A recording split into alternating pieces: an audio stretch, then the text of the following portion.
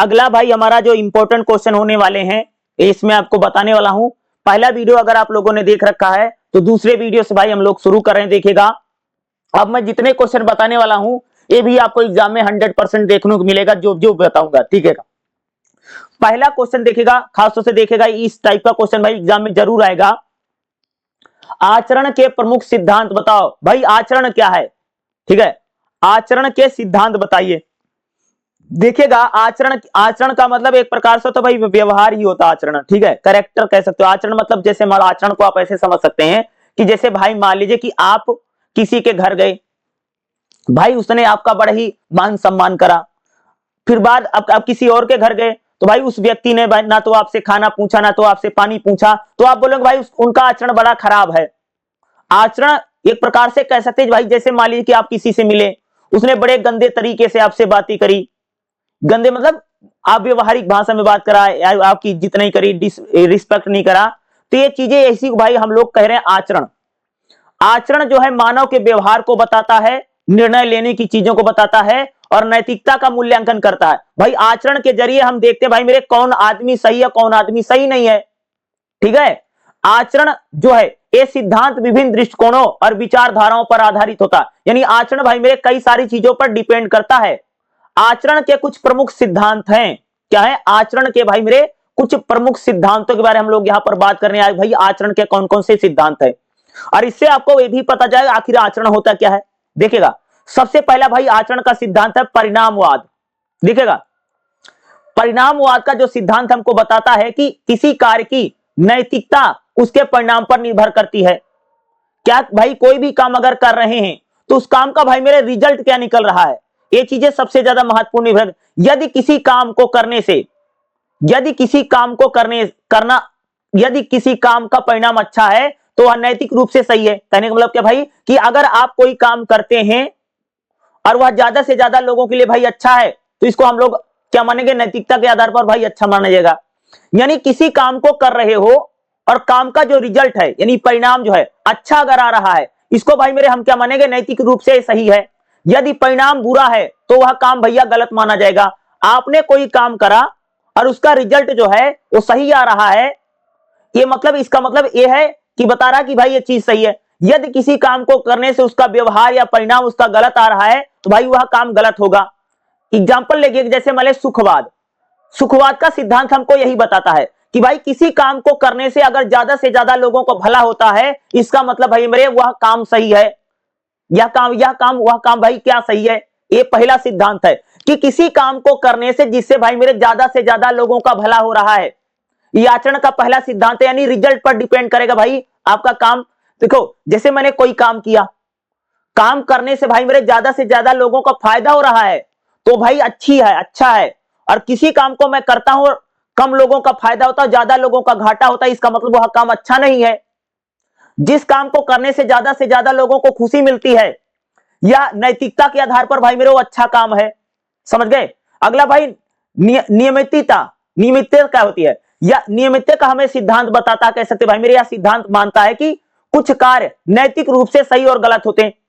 भाई मेरे नैतिकता के आधार पर कुछ काम हमेशा सही और गलत होते हैं। अब एक बात है भाई, चोरी हमेशा गलत है, भाई चोरी है, हिंसा है, ये भाई बुरी चीज है, हमेशा गलत है। अच्छा एक बात बताओ, चोरी करने से भाई मेरे मान लो अगर ज्यादा आदमी का भला होगा तो चोरी अच्छी बात थोड़ी हो जाएगी।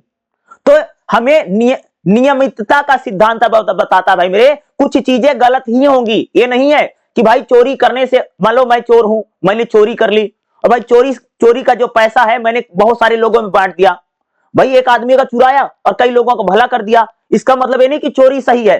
कुछ जो काम होता है वह नैतिक रूप से सही और गलत होता है, परिणाम चाहे कुछ भी हो।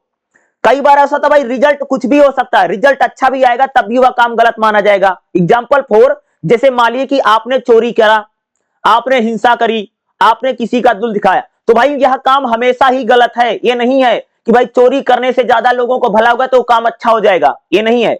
तो नियमितता का सिद्धांत बताता है कि कुछ चीजें भाई मेरे हमेशा गलत होती है और हमेशा सही होती है, उनके परिणाम यानी रिजल्ट को हम नहीं देखते हैं भाई मेरे, समझ रहे हो। अरे भाई डाकू भी तो होते थे, चंबल के डाकू होते थे, लूटपाट करते थे, गरीबों में जाकर के बांट देते थे। अभी थोड़ी हो जा कि डाकू डकैती करना काम बढ़िया माना जाएगा। वो गलत है भाई तो गलत ही रहेगा। इमैनुअल कांट ने नैतिकता का सिद्धांत जो बताया है वह हमें कर्तव्य के पालन करने की बात करता है कि भाई कुछ जो काम होता हमेशा गलत होता है। नैतिकता का भाई अगला सिद्धांत क्या है भाई मेरे, उपयोगितावाद। यह सिद्धांत मानता है कि नैतिकता माप समाज में, यानी उपयोगितावाद का सिद्धांत बताता भाई कि अगर आप कोई काम कर रहे हैं तो बड़े लाभ या बड़े सुख के लिए काम कर रहे हैं। एग्जाम्पल 4 क्या है कि अगर आपको काम करने से ज्यादा लोगों को खुशी मिल रही है और कम लोगों को दुख हो रहा है, ये काम भैया अच्छा है। उपयोगितावाद का सिद्धांत बताता है कि आपने कोई कार्य किया और काम को करने से ज्यादा लोगों को खुशी मिली और कम लोगों को दुख हुआ, भैया ये उपयोगितावाद का सिद्धांत बताता कि ज्यादा से ज्यादा लोगों के लिए वो यूजफुल है और कम लोगों के लिए काम नहीं आया। तो ये क्या है, ये सिद्धांत बताता भाई यही नैतिकता है। यानी उपयोगितावाद का सिद्धांत हमको बताता है कि अगर आपने कोई काम को किया, समाज में ज्यादा से ज्यादा लोगों को भाई उससे भला हुआ है, कम लोगों का बुरा हुआ है, तो भाई वह काम क्या है, अच्छा माना जाएगा। उपयोगितावाद का सिद्धांत बताता है। कर्मकांड क्या है, यह कर्मकांड का सिद्धांत क्या बताता आचरण में, देखो यह सिद्धांत का मानना है कि नैतिकता का संबंध व्यक्ति के गुणों से है। नैतिकता भाई व्यक्ति के गुण जो है उसी से रिलेटेड होती नैतिकता। यह ध्यान केंद्रित करता है कि एक व्यक्ति कैसा होना चाहिए, ना कि उसे क्या करना चाहिए। कर्मकांड का सिद्धांत हमको बताता भाई नैतिकता में कि भाई व्यक्ति का जो आचरण है, जो कैरेक्टर है, वो उसकी नैतिकता को डिसाइड करता है। नैतिकता का सिद्धांत हमें बताता कि व्यक्ति कैसा होना चाहिए। ये नहीं कि भाई वो काम अच्छा कर दिया, ज्यादा लोगों को भला तो वो नैतिक आधार पे सही हो जाएगा। कर्मकांड का सिद्धांत हमें बताता भाई मेरे कि कोई व्यक्ति कैसा होना चाहिए, यह हमें कर्मकांड का सिद्धांत बताता है। ये नहीं कि भाई कि कोई उस व्यक्ति ने कोई काम कर दिया, ज्यादा लोगों को भला होगा तो वो नैतिक रूप से सही व्यक्ति हो जाएगा, नहीं ऐसा नहीं है। ये कर्मकांड का सिद्धांत बताता। सामाजिक अनुबंध का सिद्धांत क्या बताता है, सामाजिक जो अनुबंध का सिद्धांत मानता है कि नैतिकता समाज का एक समझौता है। यानी समाज में भाई जो नैतिकता है वो एक समझौते के रूप में है, ठीक है। व्यक्ति अपनी स्वतंत्रता का समाज के लाभ के लिए त्यागता है। देखो भाई हर व्यक्ति क्या करता है, अपनी स्वतंत्रता के लिए भाई मेरे समाज को दे देता है और समाज भाई उसे कई सारे अधिकार देता है। तो नैतिकता क्या है, एक सामाजिक अनुबंध है, यानी एक प्रकार की ट्रीटी है, सोशल ट्रीटी है कि आप समाज को अपने स्वतंत्रता देते तो हो और समाज आपको सुरक्षा और अधिकार दे देता है। अब एक बात है भाई कि जैसे मान लीजिए भाई हम लोग इंडिया में रहते हैं, हमने अपनी पूरी स्वतंत्रता भाई भारत सरकार को दे दी और भारत सरकार भैया हमको बदले में क्या देती है, हम लोगों की सुरक्षा करती है, हम लोगों को भैया अधिकार देती है। क्या है ये, नैतिकता का सामाजिक अनुबंध का सिद्धांत है। नैतिकता के सिद्धांत में नैतिकता का भाई अगला सिद्धांत है सहिष्णुता। यह सिद्धांत का मानना कि नैतिक मूल्य और मान्यताएं समाज और संस्कृति के अनुसार बदलती रहती हैं। सहिष्णुता का भैया जो सिद्धांत बताता कि नैतिकता हर समय और समाज में बदलती रहती है। हर समाज में हिंदू उनकी अलग नैतिकता होगी, मुसलमान उनकी अलग नैतिकता होगी। नैतिकता का सिद्धांत यानी सहिष्णुता का सिद्धांत बताता है कि भाई नैतिकता जो है वह यानी सामाजिक मान्यताएं रीति रिवाजों के अनुसार क्या रहती है, परिवर्तन। नैतिकता कोई सार्वभौमिक नहीं है। नैतिकता ऐसा नहीं कि हर जगह सेम नैतिकता होगी। नैतिकता धर्म के आधार पर, जगह के आधार पर, प्लेस के आधार पर नैतिकता जो भाई मेरे वो बदलती रहती, परिवर्तनशील है नैतिकता। इस सहिष्णुता का सिद्धांत बताता है कि हर धर्म के अनुसार नैतिकता हो सकता भाई अलग अलग हो सकती है। सहिष्णुता का सिद्धांत बताता है। नैतिक अंतर्ज्ञानवाद क्या है, यह सिद्धांत का मानना कि लोग नैतिक के संबंध में अंतर्ज्ञान के माध्यम से सही और गलत का, भाई अंतर्ज्ञान का सिद्धांत बताता कि भाई जो नैतिकता है यह लोगों के आंतरिक शक्ति है। भाई अगर आप कोई काम कर रहे हो, अगर आपकी गट्स फीलिंग आ रही है कि भाई अच्छा है तो काम अच्छा है। भाई अगर आपको किसी काम को करने जा रहे हो, अगर आपके मन में डर आ रहा है और लग रहा है भैया काम अच्छा नहीं, तो उस काम को नहीं करना चाहिए। नैतिक रूप से भाई मेरे कौन सा काम अच्छा, कि अगर आप काम करने जा रहे हो और आपके अंदर से ऐसा फील आ रहा है कि चलो अच्छा काम कर रहा हूं, तो भाई नैतिक रूप से सही काम है। और भाई मेरे आप काम करने गए और अंदर से आपको डर लग रहा है, यानी गट्स फीलिंग करी भाई ये काम गलत है, तो वह काम नैतिक रूप से भाई मेरे गलत होगा, क्योंकि करेंगे अंदर से जो फील आ रहा है वो नेचर बता रहा हमको। तो नैतिक अंतर्ज्ञानवाद का बताता कि भाई किसी काम को करने जाओ, जिसे मान लिए यह सिद्धांत का मानना है कि लोग नैतिकता का संबंध अंतर्ज्ञान के माध्यम से सही और गलत को जानते हैं। भाई हम लोगों को कोई काम सही है कोई काम गलत है कैसे जानोगे भाई, जब हम किसी काम को करने जाते हैं ना, किसी काम को करने से अगर हमको खुशी मिल रही हो, काम अच्छा है। अगर किसी काम को करने जा रहे हो और काम को करने से भाई आपको डर लग रहा है, अरे नहीं नहीं डर लग रहा है, अरे भाई चोरी अगर कोई करने जाएगा, आदमी के मन में डर जरूर होगा, आदमी चोरी जरूर करता है, लेकिन एक बार उसके अंदर से भावना जरूर रहेगी काम गलत है, लेकिन फिर भी आदमी करने चला जाता है। तो यही अंतर ज्ञानवाद का सिद्धांत हमको बताता है, किसी काम को करने जाओगे तो अंतर आत्मा की आवाज आएगी। अगर अंतर आत्मा की आवाज करी भैया सही है तो सही है, अगर अंदर से अंतर आत्मा की आवाज गाई भैया काम गलत है तो उसको मत करो। संवेदनशीलता का सिद्धांत क्या है? संवेदनशीलता का सिद्धांत हमें बताता कि नैतिकता का संबंध देखभाल से है, लोगों की भाई केयर करिए, देखभाल से है नैतिकता, या व्यक्तिगत संबंधों की देखभाल करता है। नैतिकता के भाई हमें दूसरे लोगों की केयर करनी चाहिए, देखभाल करनी चाहिए, यह नैतिकता में भाई संवेदनशीलता को बताता है। क्या भाई आचरण के सिद्धांत हमको बता भाई नैतिकता या आचरण के भाई, आचरण के नैतिकता के सिद्धांत को समझने भाई हमारे लिए बहुत ज्यादा महत्वपूर्ण है। इसको आप लोग आचरण के सिद्धांत भी कह सकते हो। आचरण या नैतिकता दोनों में आपसे ये बिल्कुल सेम ही लिखना पड़ेगा, चाहे आचरण पूछेगा आचरण के सिद्धांत बताओ या नैतिकता के सिद्धांत बताइए, सेम आपको चीजें लिख करके आनी है, चाहे आचरण का सिद्धांत पूछे चाहे नैतिकता का सिद्धांत पूछे। शायद आचरण का पूछे, नैतिकता कुछ भी पूछता है, आचरण नैतिकता में दोनों में आपको इक्वल चीज लिखनी है, समझ गए। आचरण की अगर बात करूं, आचरण के सिद्धांत में भाई यही लिखना है, और आचरण का सिद्धांत एग्जाम में आएगा ही आएगा, समझ गए। आचरण भाई हमारा अच्छा, ये आचरण का भाई ये सिद्धांत है कि हम देखेंगे भाई अंदर से हमको पता चल जाएगा भाई किसी काम को अगर आपने किसी के साथ कोई व्यवहार किया तो अंदर से अगर आपको लग रहा भाई ठीक है, भाई आपके व्यवहार करने से, आपके आचरण से भाई ज्यादा लोगों को भला रहा है, ये आचरण अच्छा है। और भैया किसी काम को करा भाई ज्यादा से ज्यादा लोगों का घाटा हो गया तो भैया वो आचरण अच्छा नहीं है।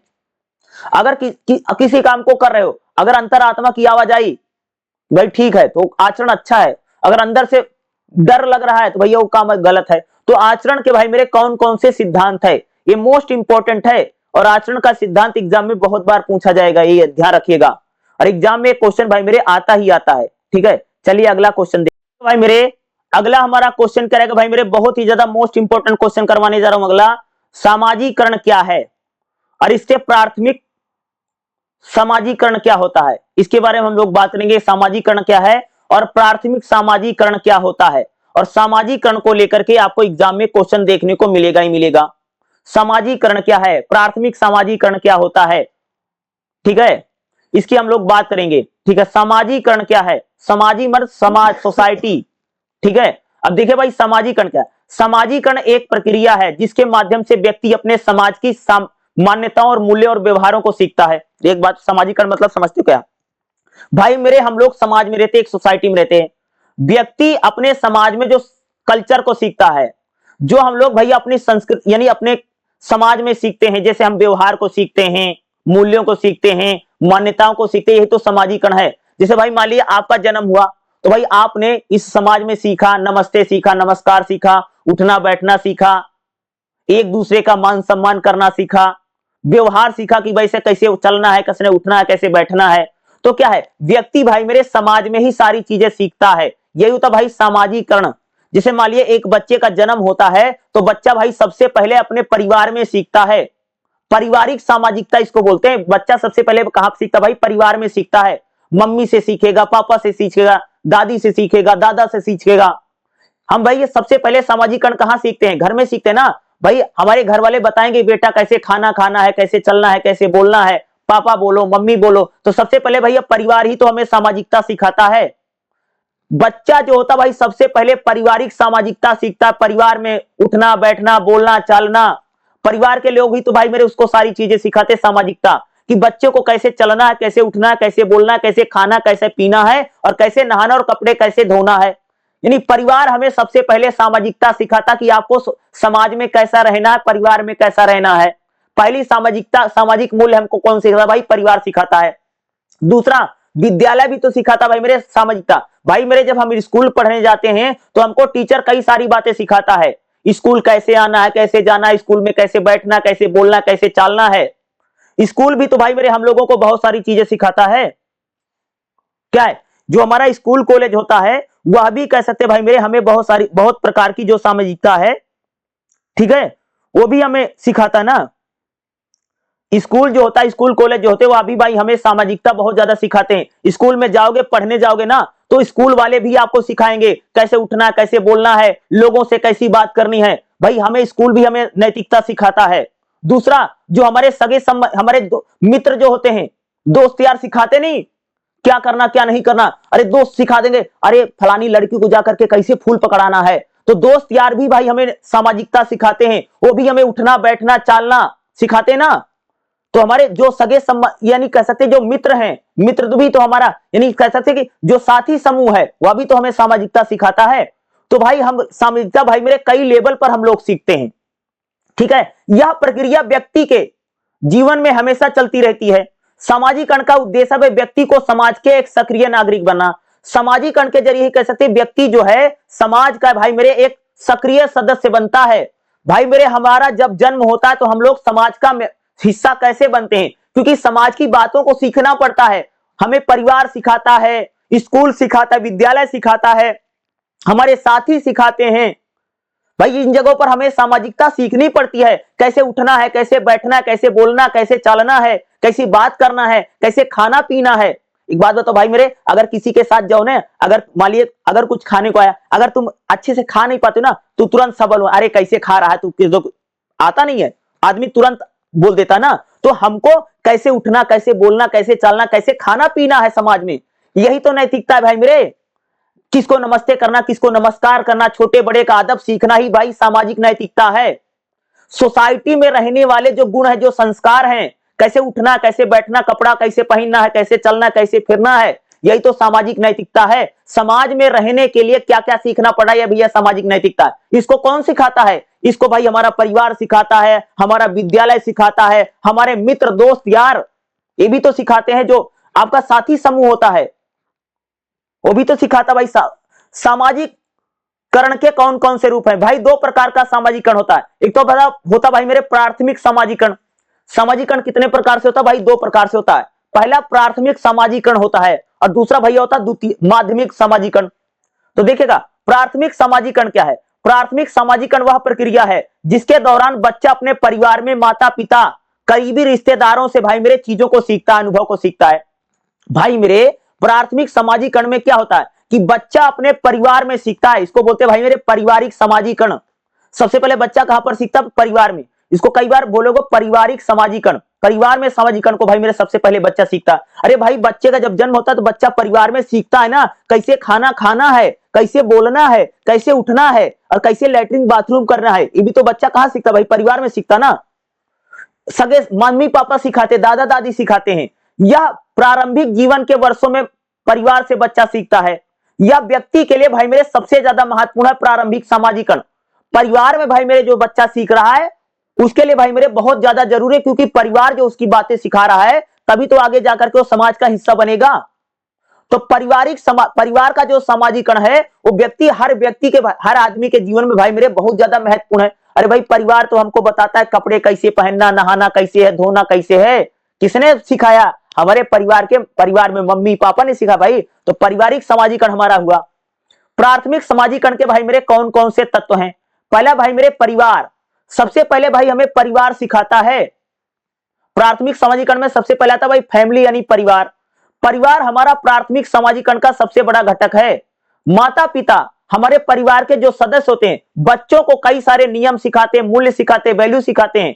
हमको कैसे उठना है, कैसे बैठना है, कैसे प्यार करना, देखभाल करना, ये सारी चीजें भाई हमको कौन सिखाता है? परिवार सिखाता है। यही परिवार हमारा पहला सामाजिकरण का समाज को बताता है भाई समाज में आपको कैसे रहना है, सोसाइटी में आपको कैसे रहना है। ये कौन सिखाता? परिवार सबसे पहले हमें सामाजिकरण को सिखाता भाई, हमारी फैमिली। अरे जब बच्चे का जन्म होता भाई मेरे परिवार के लोग ही तो बताते हैं कि कैसे खाना खाना है, कैसे बोलना, कैसे चलना, कैसे उठना बैठना है। यहां तक लैट्रिन बाथरूम कैसे करना हो, कैसे बैठना, ये भी परिवार सिखाता भाई। शुरू में बच्चे को सिखवाई तो सिखाता ना। तो पहला भाई पारिवारिक सामाजिकरण हमारा सारा होता है। दूसरा होता भाई सांस्कृतिक सामाजिकरण। जब परिवार के माध्यम से बच्चा अपनी भाषा को सीखता है। परिवार के लोग ही तो भाई बोलना चालना सिखाते हैं। बोलते नहीं बच्चे परिवार को लिखते हैं बेटा पापा बोलो, पापा मम्मी बुआ। कौन सिखाता है भाई मेरे? हमारा परिवार ही सिखाता है। परिवार के माध्यम से कह सकते हैं जो बच्चा है अपनी भाषा को, कल्चर को, रीति रिवाज को भाई मेरे सबसे पहले बच्चा किससे अवगत होता है? परिवार से। अरे परिवार को लोग ही तो बताते भैया होली मनानी है, दिवाली मनानी है, ईद बकरीद भैया दूज, छठ पूजा मनाना कौन बताता भाई? परिवार हमें अपने कल्चर से अवगत कराता भाई, संस्कृति से कौन अवगत कराता है? हमारा परिवार अवगत कराता है। भावनात्मक संबंध भाई, प्राथमिक समाजीकरण में जो हमारा परिवार होता है, हमारी भावनाओं यानी इमोशन को भी हमें कौन जगाता है? इमोशन यानी इमोशनल हो कौन सिखाता भाई? हमें परिवार सिखाता है। हमें गुस्सा, हमें लाड प्यार मनाना एक कौन सिखाता भाई मेरे? परिवार सिखाता है। प्राथमिक समाजीकरण के दौरान बच्चे माता पिता के साथ भावनात्मक रूप से जुड़े होते हैं। तो भाई हमें भावनाएं कौन सिखाता है? हमारा परिवार सिखाता है। हमें लाड प्यार करना, हमें मनाना, गुस्सा। भाई अगर आप गुस्सा हो जाते तो परिवार के लोग आपको मनाते हैं ना, तो आपको पता है भाई हम मनाना पड़ता है।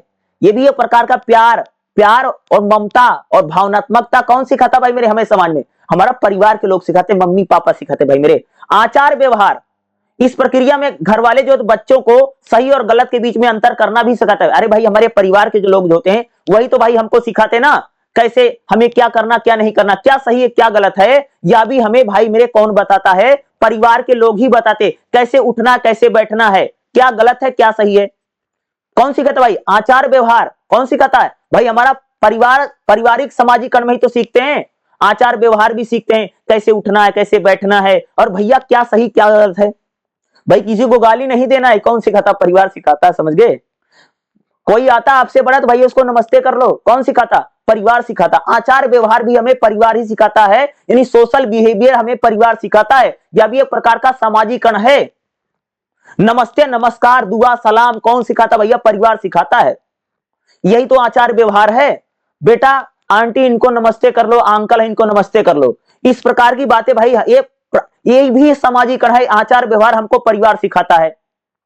माता पिता परिवार के सदस्य हमें उठना बैठना बोलना चलना भाई सब सिखाते हैं। अगला आत्मसम्मान, सेल्फ यानी आत्म पहचान भी परिवार सिखाता है। प्राथमिक सामाजिकरण में बच्चे आत्म पहचान के विकास में सबसे बड़े सहायक होते हैं। भाई धीरे धीरे बच्चा अपनी खुद की पहचान बनाने लग जाता है। देखने बच्चे को पहले भाई मेरे मम्मी पापा सब सिखाते हैं, धीरे धीरे बच्चा भाई मेरे अपनी पहचान खुद बनाने लग जाता है। उसके थोड़े दोस्त हो जाते हैं, उनके साथ खेलने लग जाएगा, गली में निकल जाएगा। तो बच्चा जब अपनी खुद की पहचान बना लेता है, सेल्फ आइडेंटिटी बना लेता है। देखने भाई शुरू में बच्चे को तो सब मम्मी पापा सिखा रहे हैं, लेकिन कुछ दिन के बाद देखो भाई मेरे कि बच्चा दूसरे बच्चों से दोस्ती कर लेगा, उनके साथ गली में घूमने लग जाएगा। तो आगे चल करके जो बच्चा होता भाई वो अपनी पहचान स्वयं भी बनाने लग जाता है।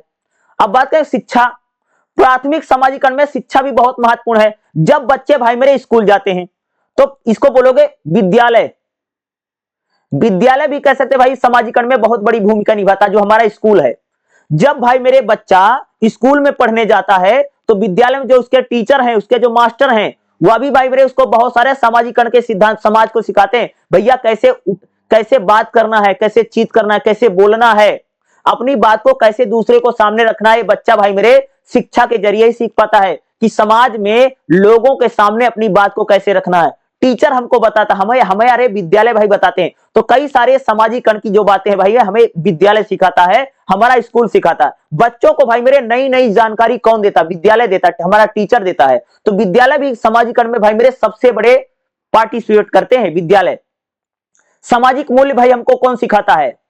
जो हमारा विद्यालय होता है वो हमको बताता है ईमानदारी क्या है, सहानुभूति क्या है, सहयोग क्या है, सम्मान क्या, रिस्पेक्ट क्या है। ये भाई हमें कौन सोशल वैल्यू कौन सिखाता है? या भी एक प्रकार का सामाजिकरण है। ये भाई हमको विद्यालय सिखाता है, हमारा स्कूल सिखाता है, हमें हमारा विद्यालय सिखाता है, हमारे माता पिता परिवार सिखाता है, और साथ में भाई हमारे और कौन सिखाता है? जो हमारा साथी ग्रुप है, समूह ग्रुप है, जो हम उम्र के लोग होते हैं वह भी तो सिखाते भाई, कई सारे सामाजिकरण के सिद्धांत को सिखाते हैं।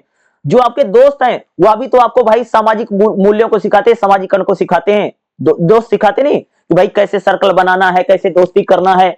देखते नहीं स्कूल में पढ़ने जो दोस्त बता दे नहीं भाई फलानी से जाके बात कर ले, उसका नंबर ले ले, ये क्या है? यानी दोस्त भी आपको कई प्रकार की सामाजिक बातें सिखाते हैं।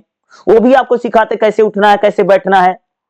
भाई कुछ सही गलत सब सिखाते, सिखा तो रहा भाई मेरे, समझ रहे हो? तो आपको जो हम उम्र के लोग हैं वो भी आपको बहुत सारी चीजें सिखाते हैं, या जो आपका फ्रेंड सर्कल है वो भी तो सिखाता है, कई प्रकार की सामाजिकरण की बातें सिखाता है ना।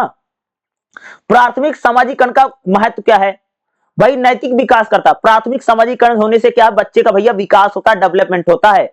और बच्चा जो भाई अपनी व्यक्तिगत पहचान बना पाता, कि जब बच्चा सामाजिकरण को सीखता तो भाई उसकी खुद की आइडेंटिटी बन जाती, खुद की पहचान बन जाती है। वह बच्चा स्वयं लोगों से बातें करने लग जाता, अपने विचार रखने लग जाता है, उसकी अपनी पहचान बन जाती है।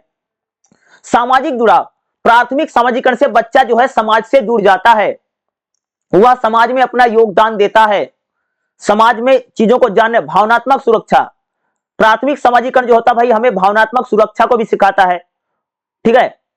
नहीं कह सकते कि जो सामाजिकरण है जिसको हम बात करेंगे वह जीवन भर भाई मेरे चलता रहता है। सामाजिकरण जो भाई मेरे हम लोग जो जिन चीजों को सीखते हैं यही तो हमारा भाई मेरे सामाजिकरण है, कि हम जिन चीजों को सीख रहे हैं, जिन व्यवहारों को सीख रहे हैं, भाई सामाजिकरण में कौन कौन सा था। सबसे पहले भाई परिवार आता है। परिवार भाई सबसे पहले हमें मम्मी पापा दादा दादी भाई बहन ये सब खूब सिखाते हैं। दूसरा सामाजिकरण भाई कौन सिखाता, हमारा विद्यालय।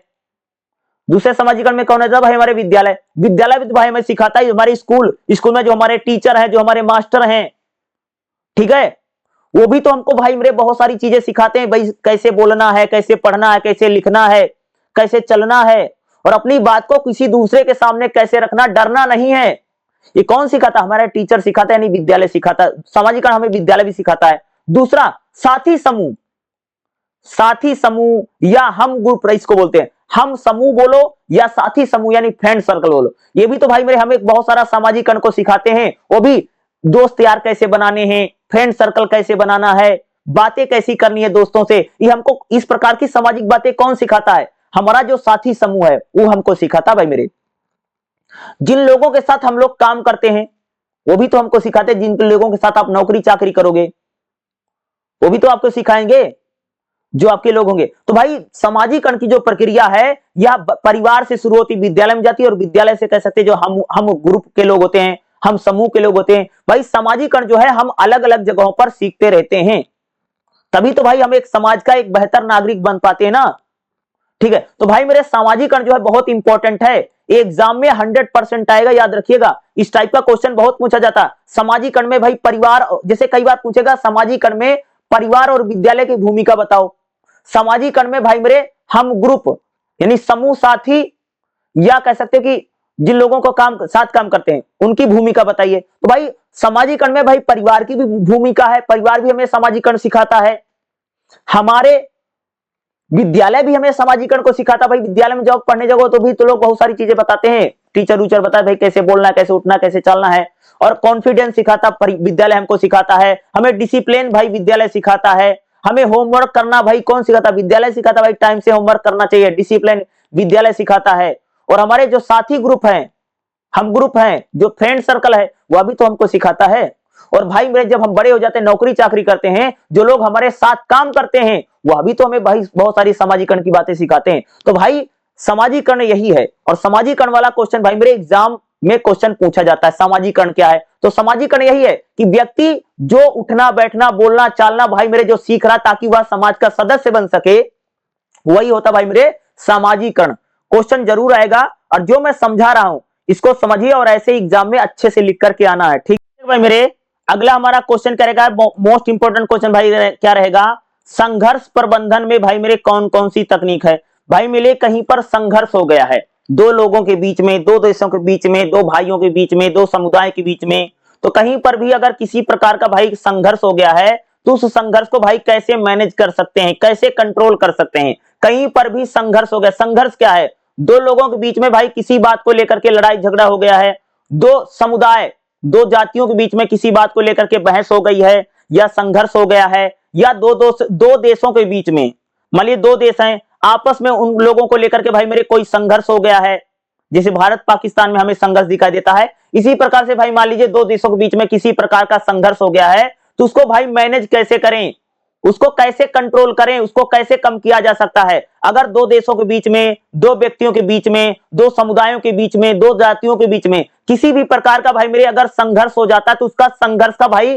कैसे कम किया जा सकता है, उस संघर्ष को भाई मेरे कैसे घटाया जा सकता है, भाई उसमें कौन कौन सी तकनीक है, क्या कर सकते हैं जिसमें संघर्ष को सुलझाने का समाधान। भाई कहीं पर भी अगर संघर्ष हो जाता है तो संघर्ष को कैसे सुलझाया जाए, कैसे उसकी समस्या का समाधान किया जाए। तो भाई संघर्ष को लेकर के कौन कौन सी तकनीक है, कौन कौन सी तकनीकों का प्रयोग करके भाई मेरे हम लोग संघर्ष को कम कर सकते हैं, क्योंकि संघर्ष जो है दो टीमों के बीच में हो सकता है, दो ग्रुप के बीच में हो सकता है, दो संगठन के बीच में हो सकता है, दो व्यक्तियों के बीच में भी काई हम कह सकते भाई मेरे संघर्ष हो सकता है। तो संघर्ष को कैसे मैनेज करें, इसका प्रबंधन कैसे करें? तो भाई बातचीत यानी संचार। संचार यानी होता भैया बातचीत। जिसे मान लीजिए भाई मेरे दो व्यक्तियों के बीच में किसी प्रकार का संघर्ष हो गया है, दो समुदायों के बीच में भाई किसी प्रकार का संघर्ष हो गया है, तो बातचीत यानी कम्युनिकेशन करके, खुला और ईमानदार संवाद। भाई मान लीजिए दो व्यक्तियों के बीच में, दो समुदाय के बीच में या दो लोगों के बीच में भाई मेरे किसी प्रकार का लेकर के संघर्ष या मनमुटाव हो गया है, तो भाई बातचीत करिए। बातचीत करके भाई हमें समस्या का समाधान भाई मेरे किया जा सकता है। जब दो लोगों के बीच में, दो जातियों के बीच में, दो धर्मों के बीच में किसी भी प्रकार का अगर संघर्ष हो गया है, लेकर किसी बात को लेकर के विवाद हो गया, मनमुटाव हो गया है, तो भाई दोनों बैठे एक टेबल पर और बातचीत करें। कम्युनिकेशन यानी बातचीत करके भाई मेरे संघर्ष का समाधान निकाला जा सकता है। दोनों की भावनाओं को समझा जाए और बातचीत के जरिए भाई संघर्ष का समाधान निकाल सकते हैं। यानी बातचीत भाई मेरे एक ऐसा तरीका है जिससे संघर्ष को कम किया जा सकता है, या संघर्ष का प्रबंधन भाई मेरे बातचीत यानी संचार के जरिए कम किया जा सकता है। अगला है सुनना। सुनना एक ऐसी तरीका है जिससे भाई एक दूसरे की बातों को समझ सकते हैं। यह ना केवल विचारों का आदान प्रदान करता बल्कि भावनाओं को भी समझता है। सुनना भाई मेरे अगर दो देशों के बीच में, दो व्यक्तियों के बीच में, दो लोगों के बीच में, दो समुदाय के बीच में भाई किसी प्रकार का संघर्ष हो गया है, तो सुनो भाई, दूसरों की समस्या, एक पक्ष दूसरे पक्ष की समस्या सुने, दूसरा उसकी समस्या सुने, तो समस्याओं को सुन करके भी कह सकते भाई मेरे संघर्ष का समाधान किया जा सकता है। कई बार संघर्ष भाई मेरे इसलिए हो जाता कि ये तो मेरी बात सुनते ही नहीं है। कई बार हम भाई मेरे दूसरे व्यक्ति की बात सुन ही नहीं रहे हैं, इसलिए कई बार संघर्ष हो जाता है। तो संघर्ष को अगर आपको कम करना है तो भाई मेरे अगले व्यक्ति की बात आपको क्या करनी पड़ेगी? सुनना पड़ेगा। सुन करके, दूसरे व्यक्ति की समस्या सुन करके, दूसरे दो जातियों के बीच में अगर भाई संघर्ष हो गया है तो भाई दूसरे की बात सुने। सुन करके भी भाई हम सुन करके भी भाई मेरे संघर्ष का समाधान किया जा सकता है या संघर्ष को खत्म किया जा सकता है। क्योंकि आदमी को भाई मेरे यही दुख रहता है कि मेरी बात कोई सुन नहीं रहा है, इसलिए संघर्ष होता है। ज्यादातर भाई मेरे जो संघर्ष होते इसलिए होते कि बात को सुना नहीं जा रहा है या मेरी भावनाएं कोई समझ नहीं रहा है, इसलिए संघर्ष होता ना। पति पत्नी में भाई इसीलिए तो लड़ाई झगड़ा संघर्ष होता है कि तो मेरी बात सुनते नहीं। तो भाई सुनना भाई मेरे बहुत जरूरी है। अगर आप किसी की बात को सुनेंगे तो हो सकता भाई दो लोगों के बीच में, दो व्यक्तियों के बीच में संघर्ष ना हो। तो सुनो भाई, संघर्ष का अगर समाधान चाहते हो। समझौता भाई एक ऐसा तरीका जिससे भाई संघर्ष का समाधान किया जा सकता है। अगर दो देशों के बीच में, दो लोगों के बीच में, दो जातियों के बीच में भाई अगर किसी प्रकार का संघर्ष हो गया है, किसी बात को लेकर के लड़ाई झगड़ा, मारपीट, मनमुटाव हो गया है, तो समझौता करके भाई मेरे संघर्ष का समाधान किया जा सकता है, जिसमें सभी पक्ष एक दूसरे के सामने अपनी बात रखते हैं और बीच का रास्ता निकालने का भाई मेरे प्रयास किया जाता है। कहीं पर भी भाई मेरे अगर दो देशों के बीच में, दो जातियों के बीच में कहीं पर भी अगर कोई संघर्ष हो जाता है तो भाई हमें समझौता करके यानी बीच का रास्ता निकाल करके भाई मेरे हम लोग भाई मेरे संघर्ष का समाधान कर सकते हैं। दोनों पक्ष बैठे और कोई बीच का रास्ता निकाले, तब भाई मेरे संघर्ष का समाधान किया जा सकता है, यानी समझौता करके संघर्ष का समाधान कर सकते हैं। चौथा तरीका भाई सहयोग करके। अगर दो लोगों के बीच में भाई मेरे किसी प्रकार का संघर्ष हो गया है, एक दूसरे का भाई सहयोग करें, सपोर्ट करें, तब भी संघर्ष का समाधान किया जा सकता है। क्योंकि जब एक दूसरे की भाई मेरे सहयोग करेंगे, मदद करेंगे, तो एक दूसरे की भाई मेरे इससे हेल्प मिलेगी, इससे संघर्ष का समाधान किया जा सकता है। भाई मेरे जब दो लोगों के बीच में, दो जातियों के बीच में, दो समुदायों के बीच में भाई मेरे अगर किसी भी प्रकार का संघर्ष हो रहा है, ठीक है, तो हम लोग सहयोग करके भाई एक पक्ष दूसरे का सहयोग करे, एक व्यक्ति दूसरे व्यक्ति का सपोर्ट करे, मदद करे, इससे भी भाई मेरे कह सकते हैं कि संघर्ष का समाधान किया जा सकता है। सहयोग एक ऐसी चीज है जो संघर्ष का समाधान भाई मेरे आराम से कर सकती, सहयोग करिए। अगला क्या भाई मेरे मध्यस्थता। जब दो देशों के बीच में, दो व्यक्तियों के बीच में, दो समुदायों के बीच में, दो संगठन के बीच में किसी बात को लेकर के संघर्ष हो गया, मनमुटाव, लड़ाई झगड़ा कुछ भी हो गया है, बातों में बहस हो गई है, तो ऐसे संघर्ष का समाधान करने भाई हमें मध्यस्थता करनी पड़ेगी। यानी एक ऐसा व्यक्ति भाई मेरे बीच में रखना पड़ेगा जो दोनों की बातें सुने और सच्चाई की बात करें, मध्य यानी मीडिएटर आपको रखना पड़ेगा। जिसे भाई मान लीजिए दो लोगों में लड़ाई हो गया, झगड़ा हो गया, तो अगर संघर्ष का समाधान करना तो बीच में भाई मेरे किसी को बैठाना पड़ेगा जो दोनों को समझाएगा और संघर्ष का भैया मेरे समाधान हो जाएगा। जैसे कई बार आप लोगों ने देखा होगा ना कि पति पत्नी ने भाई मेरे झगड़ा कर लिया और मां जो थी बीच में आई, उसने दोनों को समझाया और भाई लड़ाई झगड़ा निपट गया। इस प्रकार से यानी मध्यस्थता करके भाई मेरे हम किसी भी संघर्ष का क्या कर सकते हैं भाई मेरे, समाधान कर सकते हैं। जैसे अगर आप लोग देखो भाई मेरे, भारत पाकिस्तान में भाई मेरे अभी ऑपरेशन सिंदूर हुआ, बहुत ज्यादा संघर्ष चला, लेकिन बीच में अगर आप देखो जो ट्रंप थे, ट्रंप ने कह सकते भाई मध्यस्थता करके उस ऑपरेशन सिंदूर को रुकवा दिया। भारत पाकिस्तान में भाई मेरे जो युद्ध हो सकता है, उस युद्ध को कह सकते हो, उस संघर्ष को किसने रुकवाया, डोनाल्ड ट्रंप ने रुकवा दिया। यही है भाई मेरे मध्यस्थता। मध्यस्थता करके यानी मीडिएटर, मध्यस्थता करके भाई मेरे किसी भी संघर्ष को रोका जा सकता है या कम किया जा सकता है। अगला भाई मेरे अधिकार। कई बार अगर दो लोगों के बीच में अगर किसी प्रकार का भाई मेरे संघर्ष हो गया है तो एक दूसरे को भाई मेरे अधिकार दे दो। अधिकार देकर के भी भाई मेरे हम लोग क्या कर सकते हैं, संघर्ष को कम कर सकते हैं। क्योंकि संघर्ष क्यों होता है, क्योंकि एक दूसरे को लगता है भाई मेरे को आजादी नहीं है, मेरे को अधिकार नहीं है, इसलिए ज्यादातर संघर्ष होता ना। तो भाई मेरे अधिकार दे करके यानी एक व्यक्ति दूसरे व्यक्ति, जिन दो लोगों में भाई संघर्ष हुआ है उनको एक दूसरे के बराबर अधिकार दे दीजिए। इससे भी भाई मेरे क्या हो सकता है कि संघर्ष कम हो सकता है। मन मुटाव, लड़ाई झगड़ा, इस प्रकार की जो भी चीजें हैं उसको हम कैसे कम कर सकते हैं भाई मेरे, अधिकार दे करके। अधिकार एक ऐसी चीज है जिससे संघर्ष को कम कर सकते हैं। दो लोगों के बीच में जो मन मुटाव है या जो बातचीत नहीं हो रही है, संघर्ष का समाधान कैसे किया जा सकता भाई, अधिकार दे करके। अगला सकारात्मक सोच के जरिए, सकारात्मक दृष्टिकोण यानी पॉजिटिव थिंकिंग अगर करके। अगर भाई मेरे दो देशों के बीच में, दो जातियों के बीच में, दो लोगों के बीच में और दो टीमों के बीच में या दो संगठन के बीच में भाई मेरे संघर्ष हो गया है, तो इसमें अक्सर देखा जाता है कि एक आदमी दूसरे आदमी को समझ नहीं पा रहा है।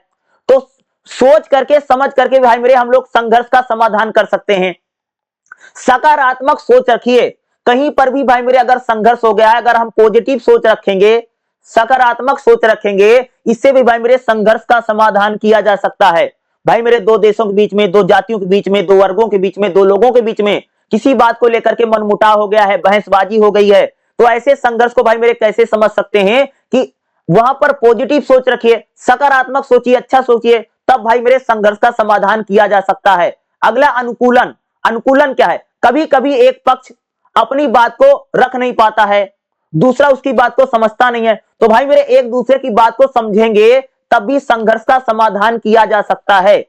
भाई मेरे एक पक्ष दूसरे पक्ष की बात सुने, दूसरा पक्ष पहले पक्ष की बात सुने, आपस में एक दूसरे के लोग दूसरे की बात सुने, इससे भी भाई मेरे संघर्ष का समाधान किया जा सकता है।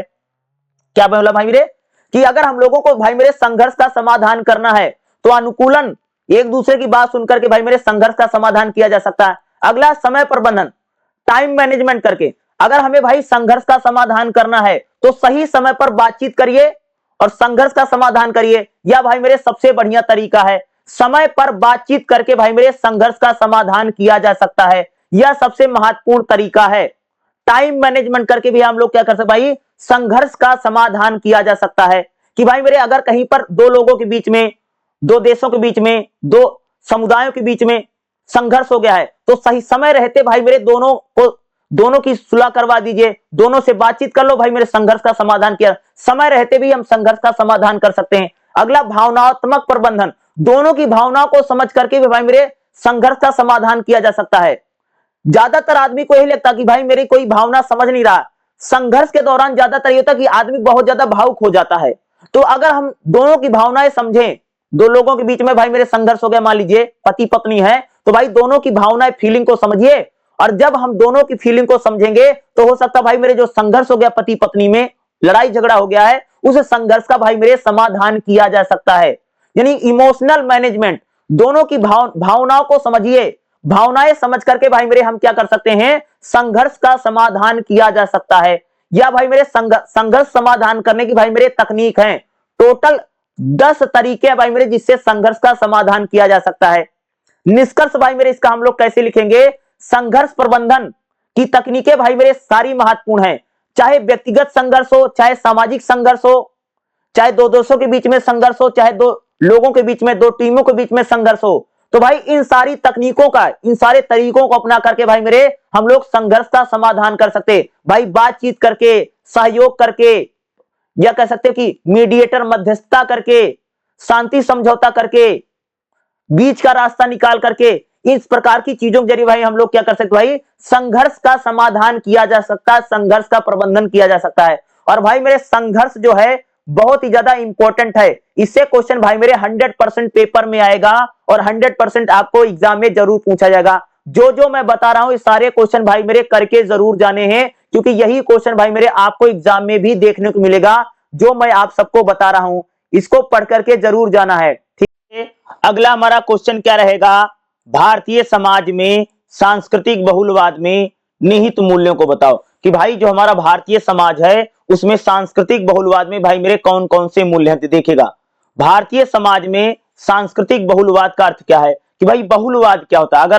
अगर आप लोग देखोगे तो भाई हमारे देश में भाई कई सारी संस्कृति है ना, हर जगह भाई कल्चर अलग अलग है ना, देखते नहीं हो भाई, पंजाब का बिल्कुल कल्चर अलग है, उनका खान पान अलग है, हरियाणा का बिल्कुल कल्चर अलग है, कश्मीर का कल्चर जो है भाई मेरे बिल्कुल अलग है। उसी प्रकार से अगर आप देखें भाई हमारे देश में कई सारे धर्म है ना, जैसे हिंदू है, मुसलमान है, सिख है, जैन है, ईसाई है, पारसी है।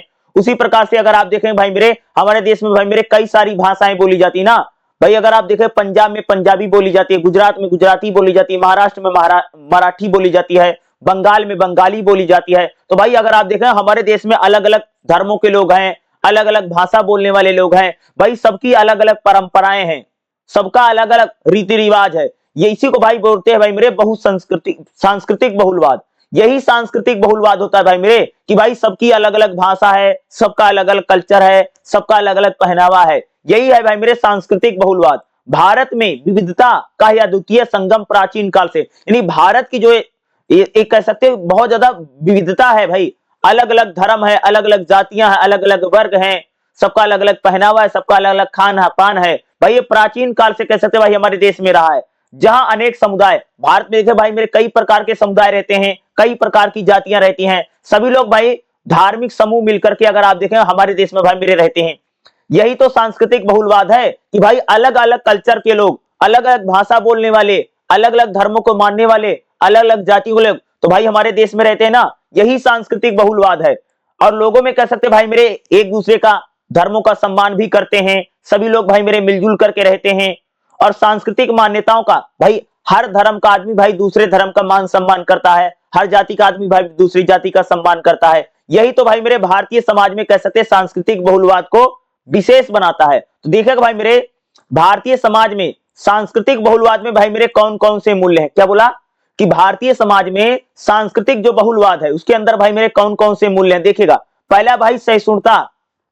भारतीय समाज में अगर बात करूं तो भाई सहिष्णुता मतलब समझते हो कि भाई मेरे सहिष्णुता बताता कि भाई लोग अपने धर्म को तो मानते हैं, लेकिन दूसरे धर्मों का भाई मेरे सम्मान करते हैं। सहिष्णुता का मतलब होता भाई कि किसी भी सांस्कृतिक और धार्मिक मतभेद के बावजूद एक दूसरे का सम्मान करना।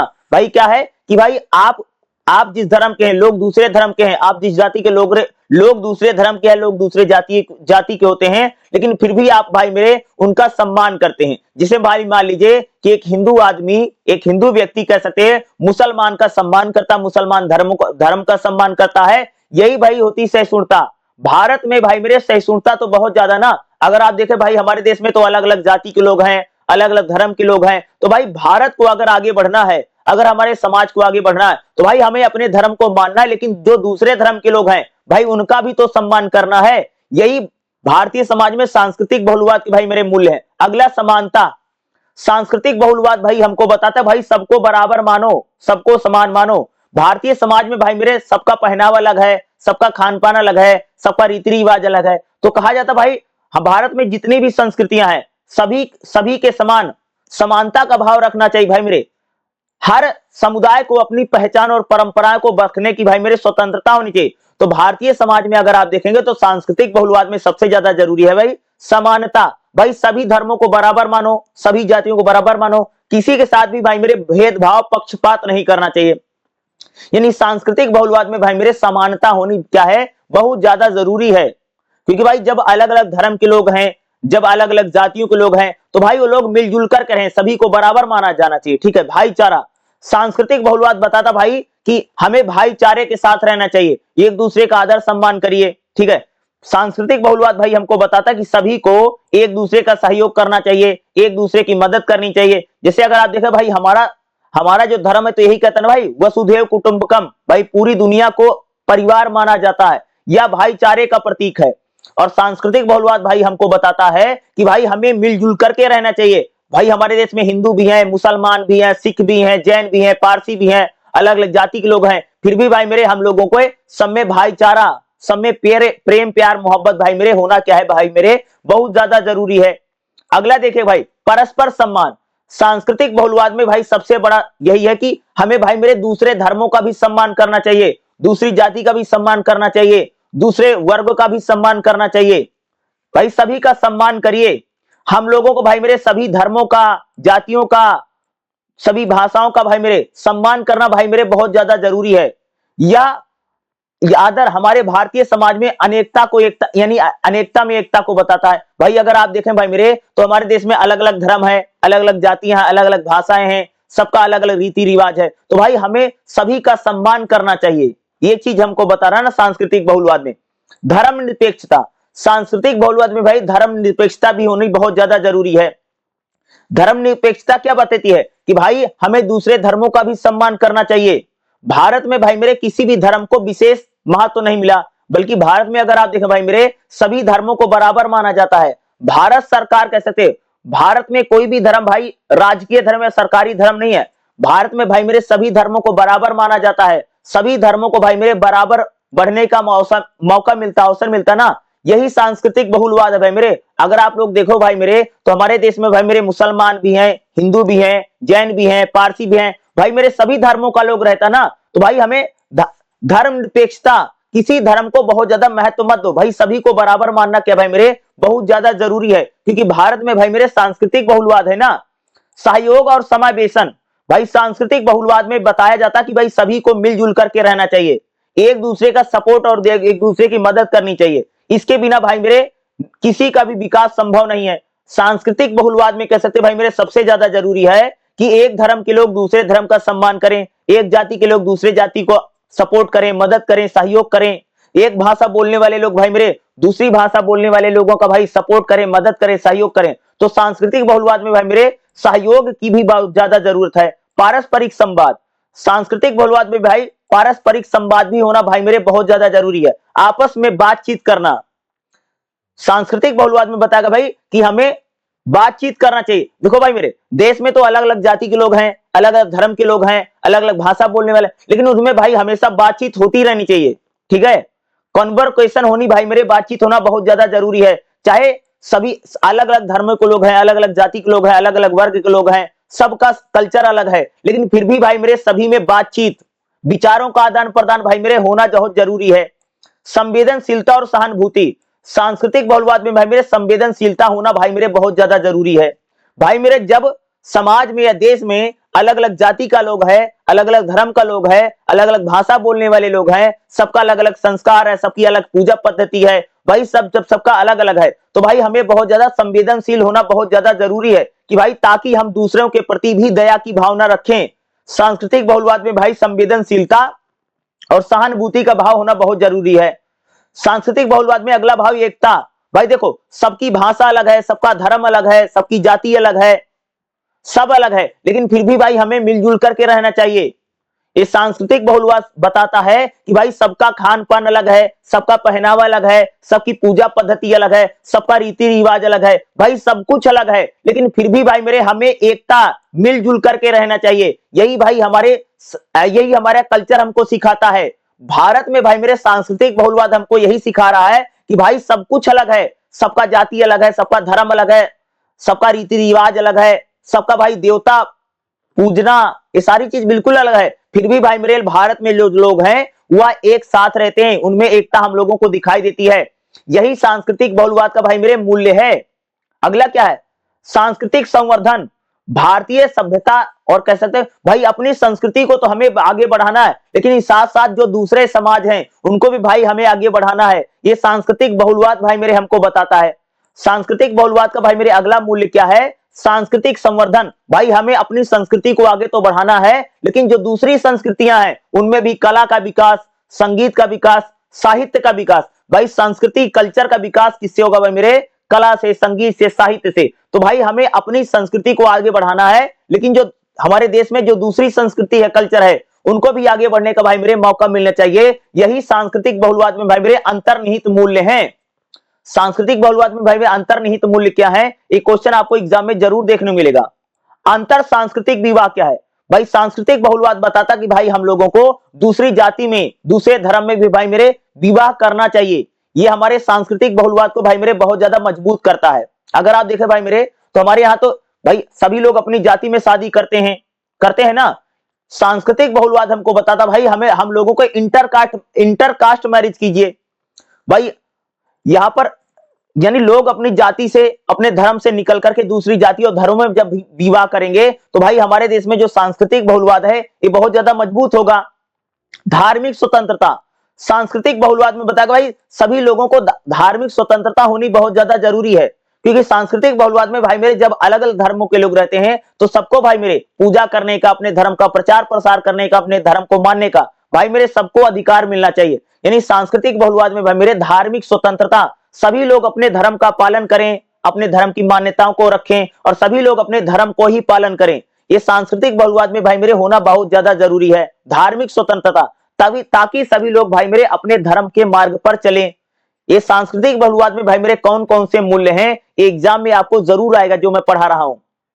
तो भाई मेरे भारतीय समाज में सांस्कृतिक बहुलवाद अनेकता में एकता की बात करता। भाई हमारे समाज में और हमारे कल्चर में अगर आप देखोगे तो भाई मेरे अलग अलग भाषा बोलने वाले लोग हैं, अलग अलग सबका धर्म है, अलग अलग जाति है, अलग अलग समाज है, अलग बोली भाषा वाले लोग हैं, सबका खान पान अलग है। फिर भी मेरे आप देखोगे भाई भारत में सांस्कृतिक बहुलवाद तो बहुत है, लेकिन फिर भी भाई मेरे अनेकता में एकता भाई भारत में हम लोगों को देखने को मिलती है।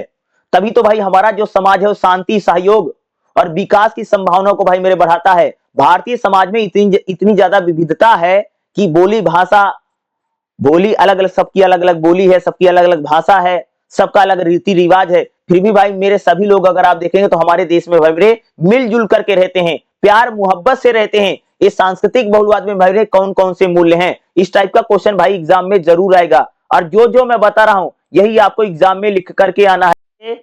अगला हमारा क्वेश्चन क्या रहेगा? मौखिक बातचीत और अमौखिक बातचीत क्या होती है भाई मेरे, इसमें अंतर बताना है। यानी मौखिक बातचीत क्या होती है और अमौखिक बातचीत क्या होती है। देखिएगा, मौखिक बातचीत को भाई मेरे हम लोग बोलते हैं वर्बल कम्युनिकेशन और अमौखिक बातचीत को बोलते हैं भाई मेरे नॉन वर्बल कम्युनिकेशन। देखो मौखिक बातचीत और अमौखिक, देखो मौखिक बातचीत क्या है? आमने सामने बैठ करके भाई मेरे जो बातचीत होती है वो मौखिक बातचीत है।